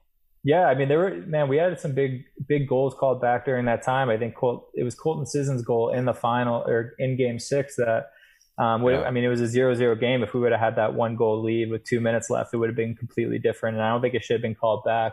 But yeah, I mean, you can certainly look at quite a few different aspects, but I don't know. We're still up against Malkin, Crosby, and they're a good team. So it's hard to say. It's truly hard to look back and say. And you mentioned you're in Brooklyn now. Is that where you're kind of planning on moving forward, or where's your home base at? Yeah, home base is in Brooklyn right now. But I mean, I'm from Winnipeg, born in Greenwich, living in Brooklyn with a house in Southie. So I don't really know what I'm doing, to be completely honest. My girlfriend lives here, and I was just like, all right, I don't know. I might go back to Winnipeg, and maybe I'll go hang out in Brooklyn for a bit. So you mentioned school. What do you plan on doing with your degree, and what are you going to get into afterward? So right now the plan, I'm getting a degree in psychology, and then would hopefully want to do a master's in counseling. But truly so much can come up between now and then, and where my interests necessarily end up. But as of right now, that's the plan, and that's what I want to pursue. And I don't know, it'd be fun to get involved in the game, maybe in that capacity. We'll see. I want to do college hockey, but at the same time, I don't want to be driving to Saskatoon trying to recruit some 15-year-old. I've always thought being an assistant coach in college is a grind. You're going to tournaments, and the recruitment is a tough process. A little easier when you're at a power school like BU, I guess, to get the big dogs to come in. But Willie, we want to thank you so much, and sincerely, like, I'm very happy for you where it seems like you're at right now. I can't imagine how difficult some of those years were. And coming from somebody, I'm not at all trying to make it about myself, but I do know where you're coming from. I had games where I was so worried about being injured, and things you really shouldn't have on your mind playing at a high level. So for you to have the career you did, going through what you were, it was true warrior type stuff. I'm very happy for you. Yeah, thanks. I appreciate that. Hopefully we catch up again soon, and things continue to move forward pretty well for you. So thanks a lot for joining us, and we'll talk to you later. Awesome. Thanks for having me.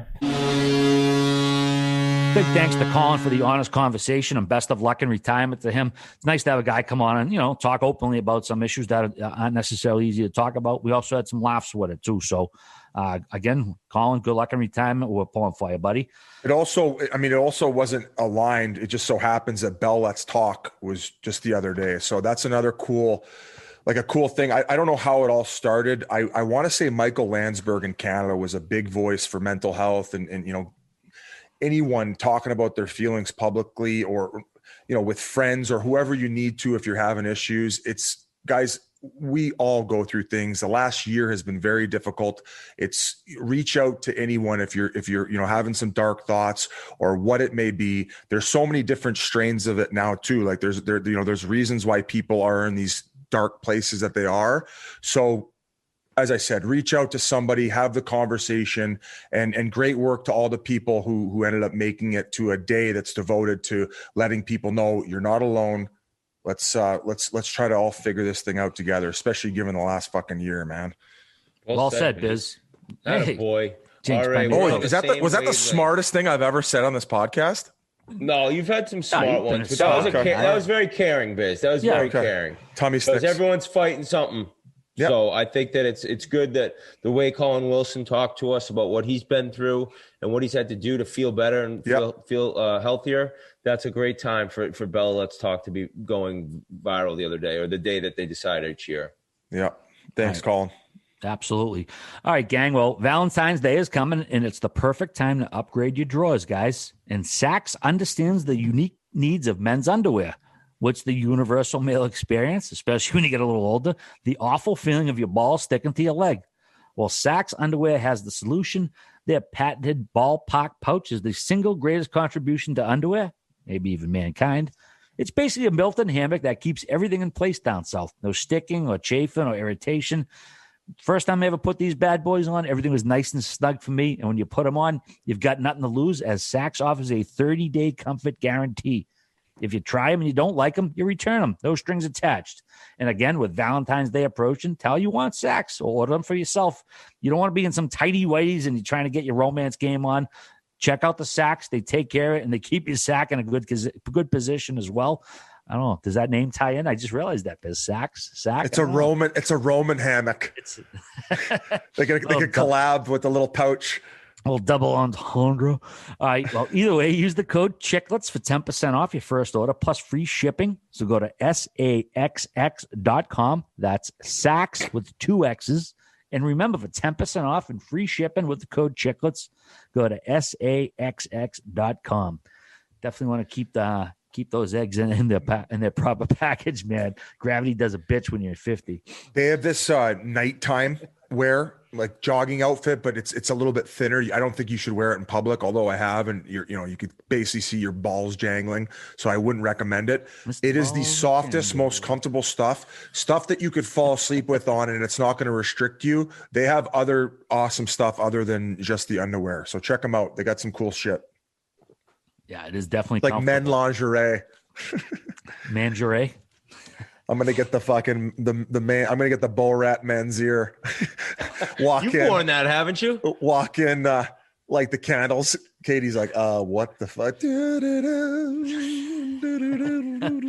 Is that what Like tattoo is that? All right. Well, hey, we want to send congrats to Detroit Red Wings goaltender Jimmy Howard. He retired after 14 seasons, all at the Wings, 543 games played. He had 246 wins, 912 save percentage, 262 goals against, which is pretty respectable in the area he played. Jimmy was a great goaltender, man. I think he had maybe a little bit of tough luck, ended up in Detroit when he did. Whit, I know you're boys with him. I know you wanted to chime in here. Congrats to Howie. I texted him. He's going to come on at some point. We're going to have a great conversation. He's a great guy. Funny bastard. What a player, too. I remember he went to Maine and just dominated Hockey East. You could tell right away he was going to be a legit NHL number one and had a great run, made a bunch of money. And I think that all his teammates love playing with him. We'll enjoy chatting with him when we get the chance, but congrats, Howie. What's his humor? Is he the movie quote guy, or is he what's dry? Howie's humor? Howie chirps himself. He gets his voice gets a little like higher when he gets into it. Maybe he's chirping back at me. He's a good guy. Funny guy. Here we go, Galaxy. Sandbagger? Here we go. No, he's not a sandbagger. He said, I texted him. He's like, yeah, I got to get better than a 9 handicap or whatever. Let me pull up this text. Oh, what a show off. Oh, not even a double digit complaining about shit. All right, that's back-to-back I'm episodes. looking forward to getting handicap down from a 9. There we go. Here we go, Galaxy. Here we go. Hey, what's funny, Biz, I didn't even mention it last time when we talked about I Love You, Man, which is where that clip comes from. The very first non-hockey interview I ever did was on a junket for that movie. I interviewed Paul Rudd and Jason Segel when they were doing press for that movie. I want to say we've mentioned it one time before, but what was it? You said it was an unbelievable experience. You said they were great, right? It was really cool. Like this was probably, what that about 10, 12 years ago. This was before 6 other reporters or something. Yeah. And basically like I had reached out to Dave and I was trying to become like the movie guy at Chiclets. At Barstool. And, Dave had no fucking desire, but he did give me permission to go out and like get screeners and all this shit. And I went to that and I got an email like, hey, there's an interview if you want to come over and talk to Paul Rudd and Jason Segel. What was the one question you asked? Well, if you've seen I Love You, Man, which it sounds like you have, there was a talk about the Stones versus the Beatles in the movie. So I asked them, among a few other questions, who would you prefer, the Stones or the Beatles? For the record, they both said the Beatles. I was mildly disappointed. But yeah, Paul Rudd, I mean, he's just like you see him in person. Like Jason Segel, he's nice. He was probably, a little maybe, I don't want to say standoffish, but, maybe not as endearing, I guess, as Paul Rudd. Didn't trust you. I asked a question. Paul Rudd's like, this guy's not from Boston. Like he totally fucking goofed on my accent, which it was nice. I mean, it was like, not everybody gets to get goofed on by Paul Rudd. Fucking you and Paul Rudd were playing tummy sticks. Dude, I love Paul Rudd, dude. He's fantastic at what he does. And yeah, it was a cool moment. And I made sure I didn't ask for a picture. I don't want to violate my journalistic. How bad did you want to ask for a picture? Not too bad. I mean, if I wanted to, I probably would have just done it. But it was cool enough. Let's hear it, Whit. Let's hear it. Yeah, it has nothing to do with RA. Speaking of asking for a picture, it immediately went into my head. Speaking of asking for anything, did you see what this kid in Russia did? He got kicked off his team, Dynamo Riga, because he snuck into Kovalchuk's locker room and stole his stick. Even I wouldn't do that. Dude, it's like asking for the stick, dude. Like, what are you doing? The guy's gone. Boom, off the team for stealing Ilya's twig. He's probably dead right now. Canadian kid, too. It's not like he was Russian. He's a Canadian. Oh, maybe no, he's a Canadian. Oh, he's probably actually dead. And they're going to send a message back to the Spittin Chiclets podcast with the bot. I read something that his team had like covered it up or something. It was a weird story. Dun, dun, dun. Let's do KHL files. Let's get the lawsuit going. We have to have him on. We can just chirp him, and I'm sure he's got to take it at this point. Oh, for sure. The worst part about it is if you would have just asked, and he probably could have got one signed. That's what I was thinking. It's like, I know. That's what I was like shocked about. Yeah, it's definitely a weird thing. But then again, it is the KHL, so we probably shouldn't question it. Biz, I thought that was you on our Chiclets feed the other day. It was a huge tattoo on a guy's arm, but no, it turned out a Tampa Bay Lightning fan got a sleeve tattoo of the cup-winning Lightning on his arm. Say what you will about his tattoo. It was some pretty quality work. It was quality work. I mean, he had every guy on the team on his arm. Like, it's kind of just like funny. Like look at it, like a hockey team, not like. Oh, yeah, I think he's nuts. Not like a president work, but he's crazy. Oh yeah. One guy's reply, the tweet I sent, he's like, "Oh man, what if the roster changes?" I'm like, "Bud, you're gonna try chirping the guy that they won the cup, but that's the roster, dude." He thought it was like their lineup from the 7th game this year that the guy got done. Saturday night we had an interesting. Andrew Chuck's in it. Wood. Brad Richards is at the bottom. Yeah, Torts front and center. Fedotenko right in the middle. Let's see how many more guys you can name. Daryl Sador, top left. I was there. Andre Waugh. Oh my goodness. Kubina. Hey, so Kubina. I don't know have we ever told the Andre Waugh story on this podcast about when they were playing in Tampa, but he was with the Penguins now? I don't remember which one you're talking about. So He's one of the funniest people of all time. So Andre Waugh, we got to get him on. He was a class. He wasn't necessarily a prankster, just more like what he could do to get a laugh out of the guys. Yes, so he was hilarious. He was back in Tampa, and he obviously was buddies with all the guys who did security and shit. So he gets done warm-ups because he was warming up but not playing, but he gets off the ice at like as soon as you can where it's not too noticeable, which is usually around what? If they're on a 16-minute warm-up, getting off at like the 12-minute mark, right? That'd be early. That'd be a little early. So he gets off. He fucking gets unchanged quick, and he goes to the security spot and puts on a security outfit. So after Terry, my God, yes, I was there for this.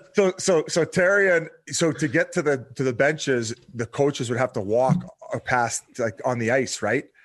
So that once they've gone by, then he pops out and all the guys are ready to go out, and he's sitting there like the security guard, and giving the guys all the knuckles on the way out. So as the guys are heading on the ice, everybody's like dying of laughter at the fact that he's pulled this off. Wait, I don't think he did. I think he did it in San Jose. Oh, was it San Jose? Okay, I heard it was Tampa where he did it. I'm pretty sure it was San Jose.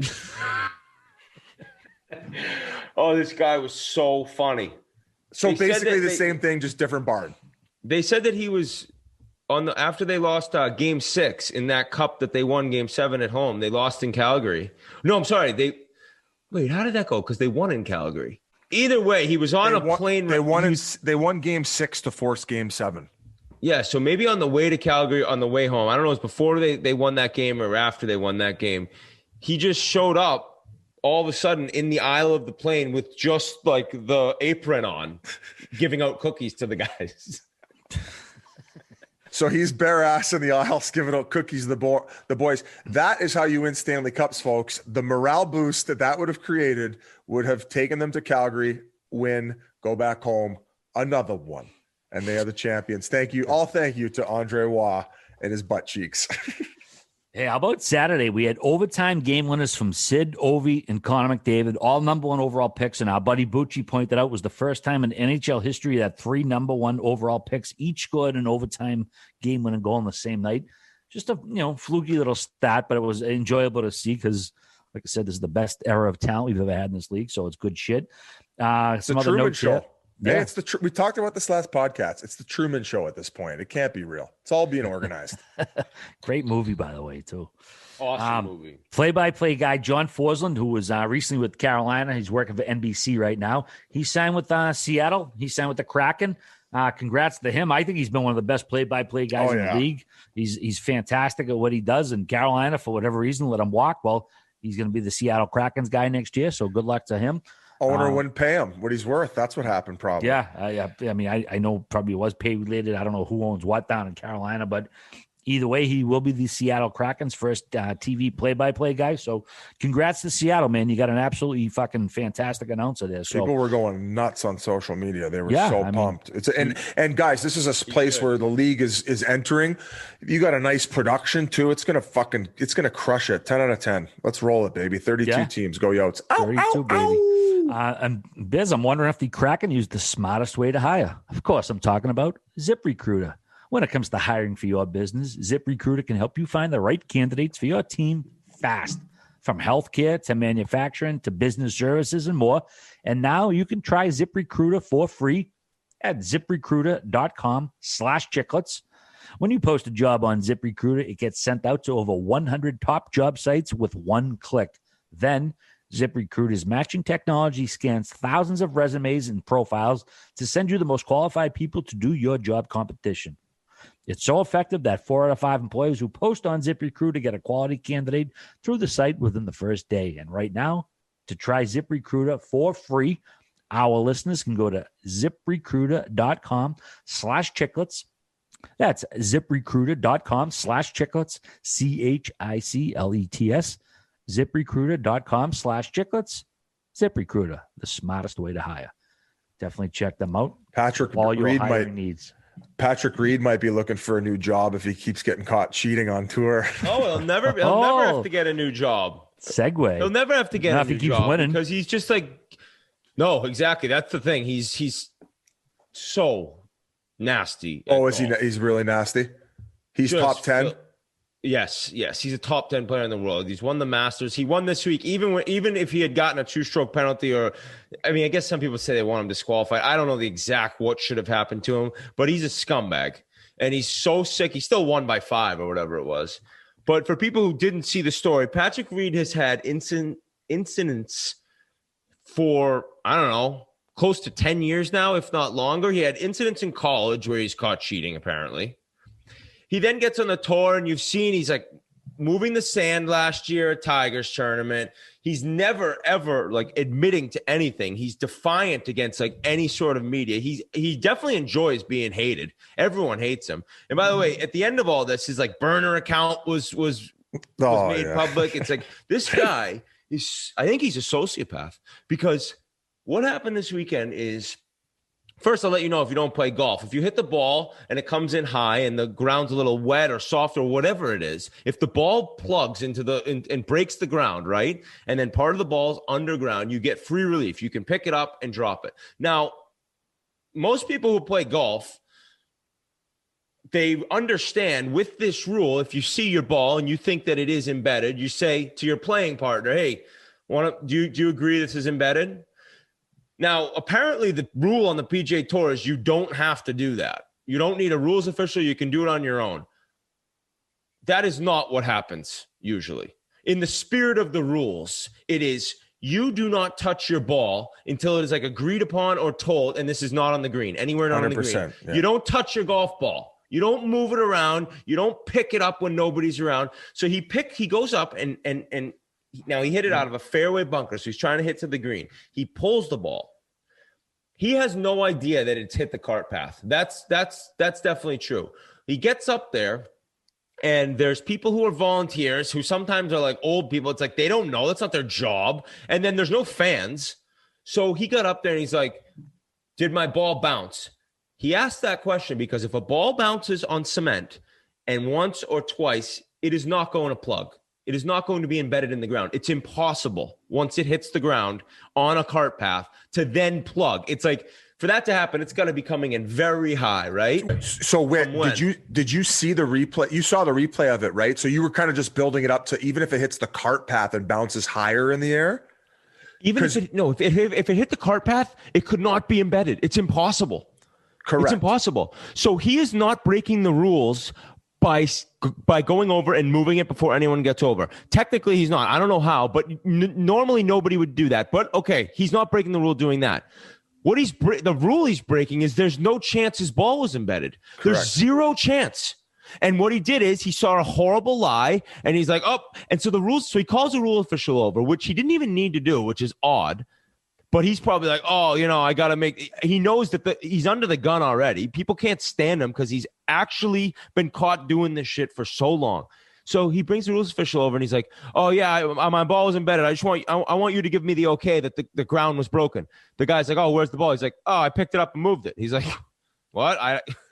Yeah, then he put him in a bad spot by saying it's right there. So what is the guy going to do? Call him a liar on the spot? Yeah, and he's like, well, he puts his finger in, which, by the way, Reed could have easily pushed it in a little bit before he picked it up. He knew where the camera was as he was like picking the ball up. He was doing something fishy.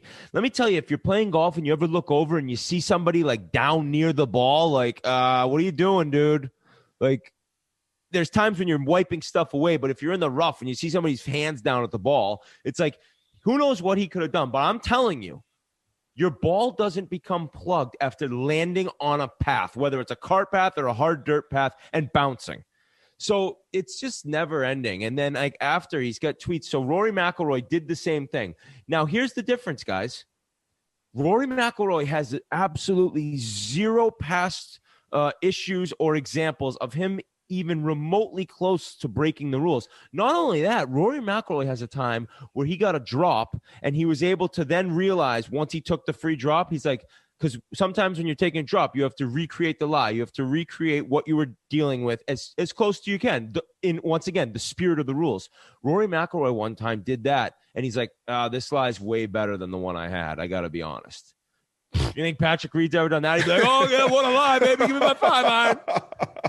He's just a scumbag. And then, so then there's a Twitter feed. Let me look it up quick, guys.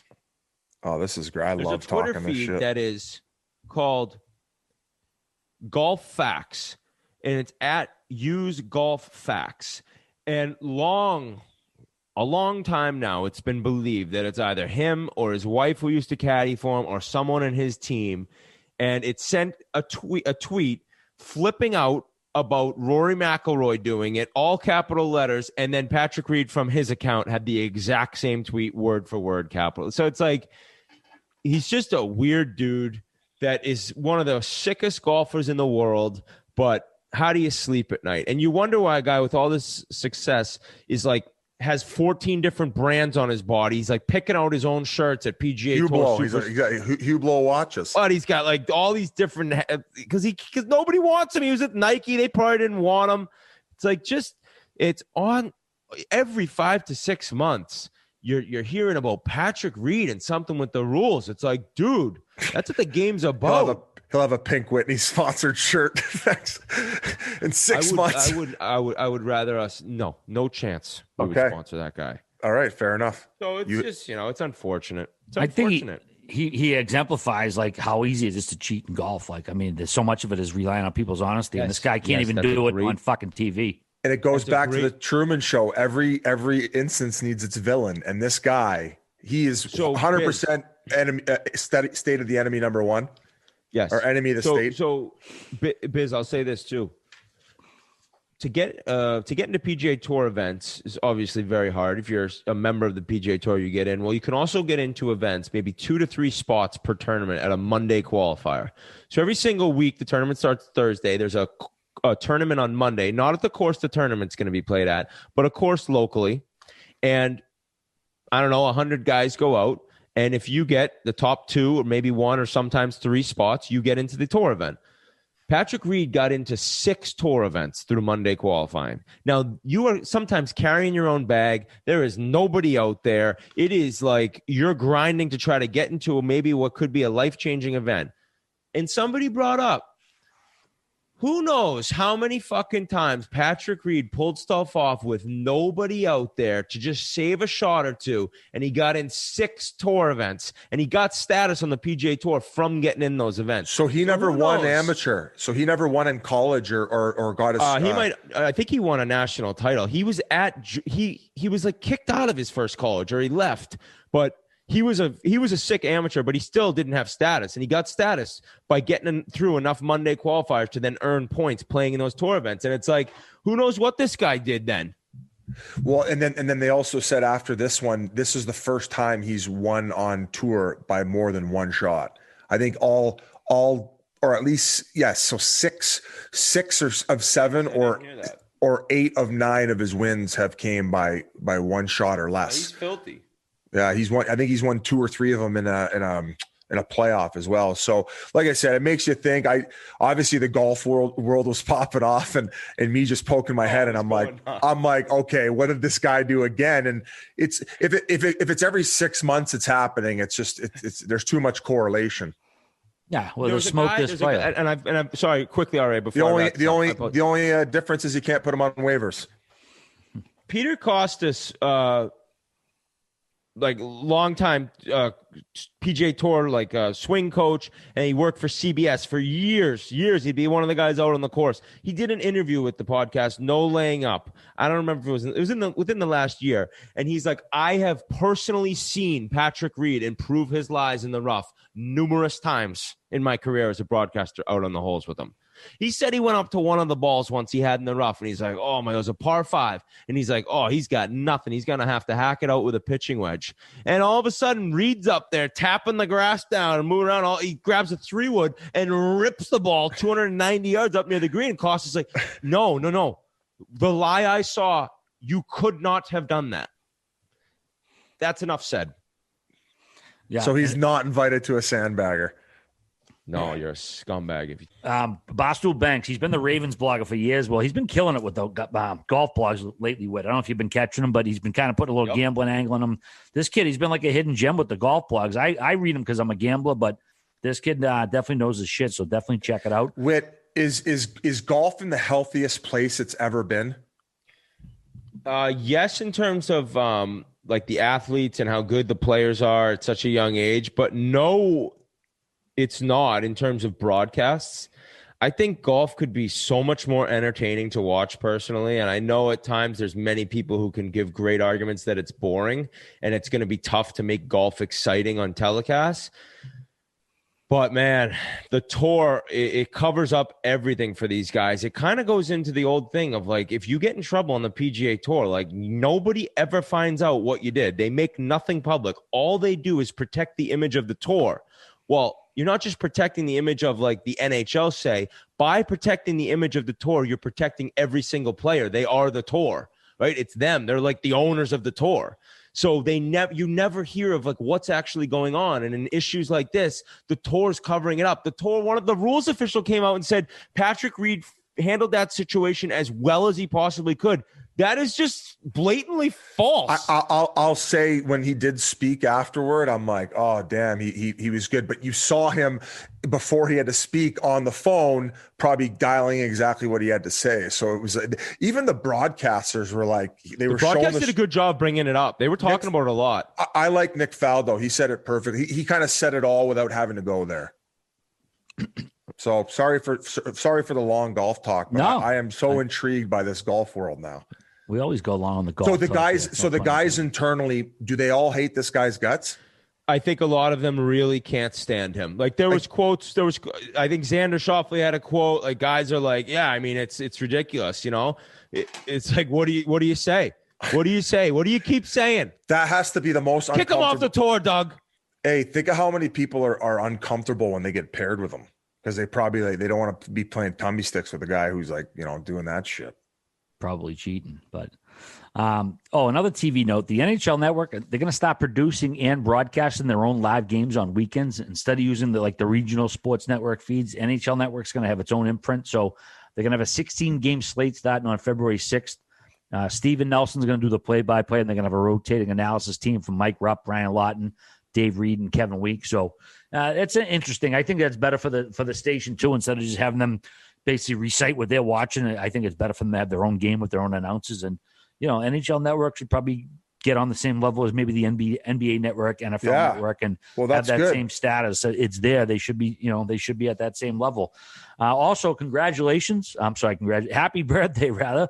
Wayne Gretzky, 60 years old. I couldn't make his party this year. Unfortunately, I made his 59th, but not his 60th. I know, Biz, you saw there was a clip. I was out to dinner with Trevor Gretzky the other night, and he goes, "Did you see that golf broadcast where it was on? I don't know do you know what golf course is where Wayno lives? I think Sherwood. Oh, is it Sherwood? Okay, so they're playing there, and these guys are on the hole ready to hit their approach shots, and you could just hear Celine Dion blaring. Well, Trevor had put it on and the outdoor speakers were on. So you hear Celine Dion just, full blast basically. And it was on during the broadcast and they ended up mentioning it. And Trevor was like, man, that was our place. So I thought it was a pretty funny story. Did I take that story away or did you have it teed up more? Okay. Sorry, whatever. It's an alley-oop, man. If you get it, you get it. No. It's hilarious that he's playing fucking Celine Dion from Titanic. I know it's an all-time film, but that song's just kind of a funny song to be playing at a fucking golf course either way. But they're good. They're good boys, those Gretzky boys, Ty and Trevor. They're good boys. You're like boys. Best friends with them after the All-Star game. Yeah, no, we miss each other. We're supposed to get together on one of these road trips we do. Hopefully Vegas will meet up and go out to dinner or something. Yeah. No, sure. We get some tough news to pass along from local Massachusetts. AJ Quetta, he's from Bishop Fee in high school. He suffered a spinal injury after a headfirst crash into the boards. He may be paralyzed. They're still going to try to figure that out. His GoFundMe has raised $600,000. We're going to retweet his GoFundMe from the Chiclets account. The Bruins have pledged $100,000. They gave him a nameplate in the locker room when they awarded him the puck as player of the game after Thursday's game versus Pittsburgh. And, us guys here, obviously we have a lot of young listeners in Massachusetts and New England. And AJ, if you're listening, we just wish you the best, buddy. We hope you get well and can get back on there soon. And our hearts and our prayers and thoughts are certainly with you at this time, my friend. So hopefully there's the better days ahead. We're going to make a donation to his Chiclets, and I just feel so horrible for it's terrible for this kid. So I think that getting it out there and helping his family as much as they can is great news. And I talked to Brian Yando, the Rink Shrinks. Him and Mike Motto are going to try to get something going. And I think that as long as he knows everyone's behind him, right? I think that's so important because, hearing what Travis Roy went through at the beginning of that, it's going to be a tough time for him. It makes me so sad. Absolutely. We'll make sure we get some gear out to him too as well. And I had one other note on a personal level. I grew up going to the Boys and Girls Club of Boston, specifically at Charlestown, my whole life. It's a place that kept me out of trouble, most likely. I'm playing in a poker tournament this Friday night, February 5th. Again, it's a place that means a lot to me. If you're bored, I know we got Rough and Rowdy going on for Barstool. You can do this beforehand or even both at the same time. It's $100 to enter. It's you can win some money. It's not just charity. You can enter, win some money, and help a great cause. You can go to bcgb.org and just click on the blog, and you'll see a spot to play in the Hold'em tournament. It's $100 to get in. They're giving $1,000 to the winner, $500 a second, $300 for third, and then 4 through 9 get $100. And there's also, Biz, a $100 bounty on my head for whoever knocks me out of the tournament. Whoever gets to knock you out. What night is this? Flying cross country. What night is this? I'm going to fly cross country. It's on the internet. No, it's on the internet. It's on the internet, so bud. Stay right there. Oh. Yeah, Friday night. It's again, it's bcgb.org, Boys and Girls Club of Boston. It's again an organization that means a ton to me, near and dear to my heart. I'm playing in the tournament, and there's a bounty on me. So if you knock me out, you win $100, no matter what, whether you won the tournament or not. What night again? I don't know if you guys heard, but they're not playing the game on Lake Tahoe. They're not doing it on the lake. No, they're not doing it. It's Friday night. Whit.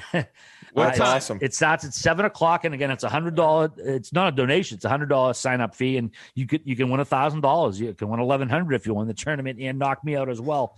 And like I said, I might join this now. Are you going to join, Whit? Yeah, I'm Friday playing. night at 7. I don't know. I might be out to dinner, but if I'm home, it's a tough time. But if I'm home, I'm in. Yeah, I'm a trash poker player too. That's trash. Right. It's like I said, a good cause, and if you knock me out, it'll be fun. It should be a good time. bcgb.org. Like I said, Rough and Rowdy, our friends at Barstool Sports, are doing the same night. Billy Football is fighting Jose Canseco. If you've never seen one of these Rough and Rowdies, man, they're absolutely hilarious.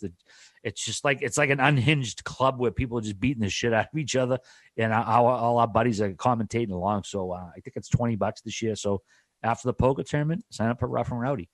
And also, we got some new merch. Like we said, Battle of Alberta T-shirts. We're selling them for both Calgary and Edmonton. Check them out at barstoolsports.com. Whit has the South Shore Kings T-shirt on as well. Any other final notes, boys, before we wrap it up for this episode? No.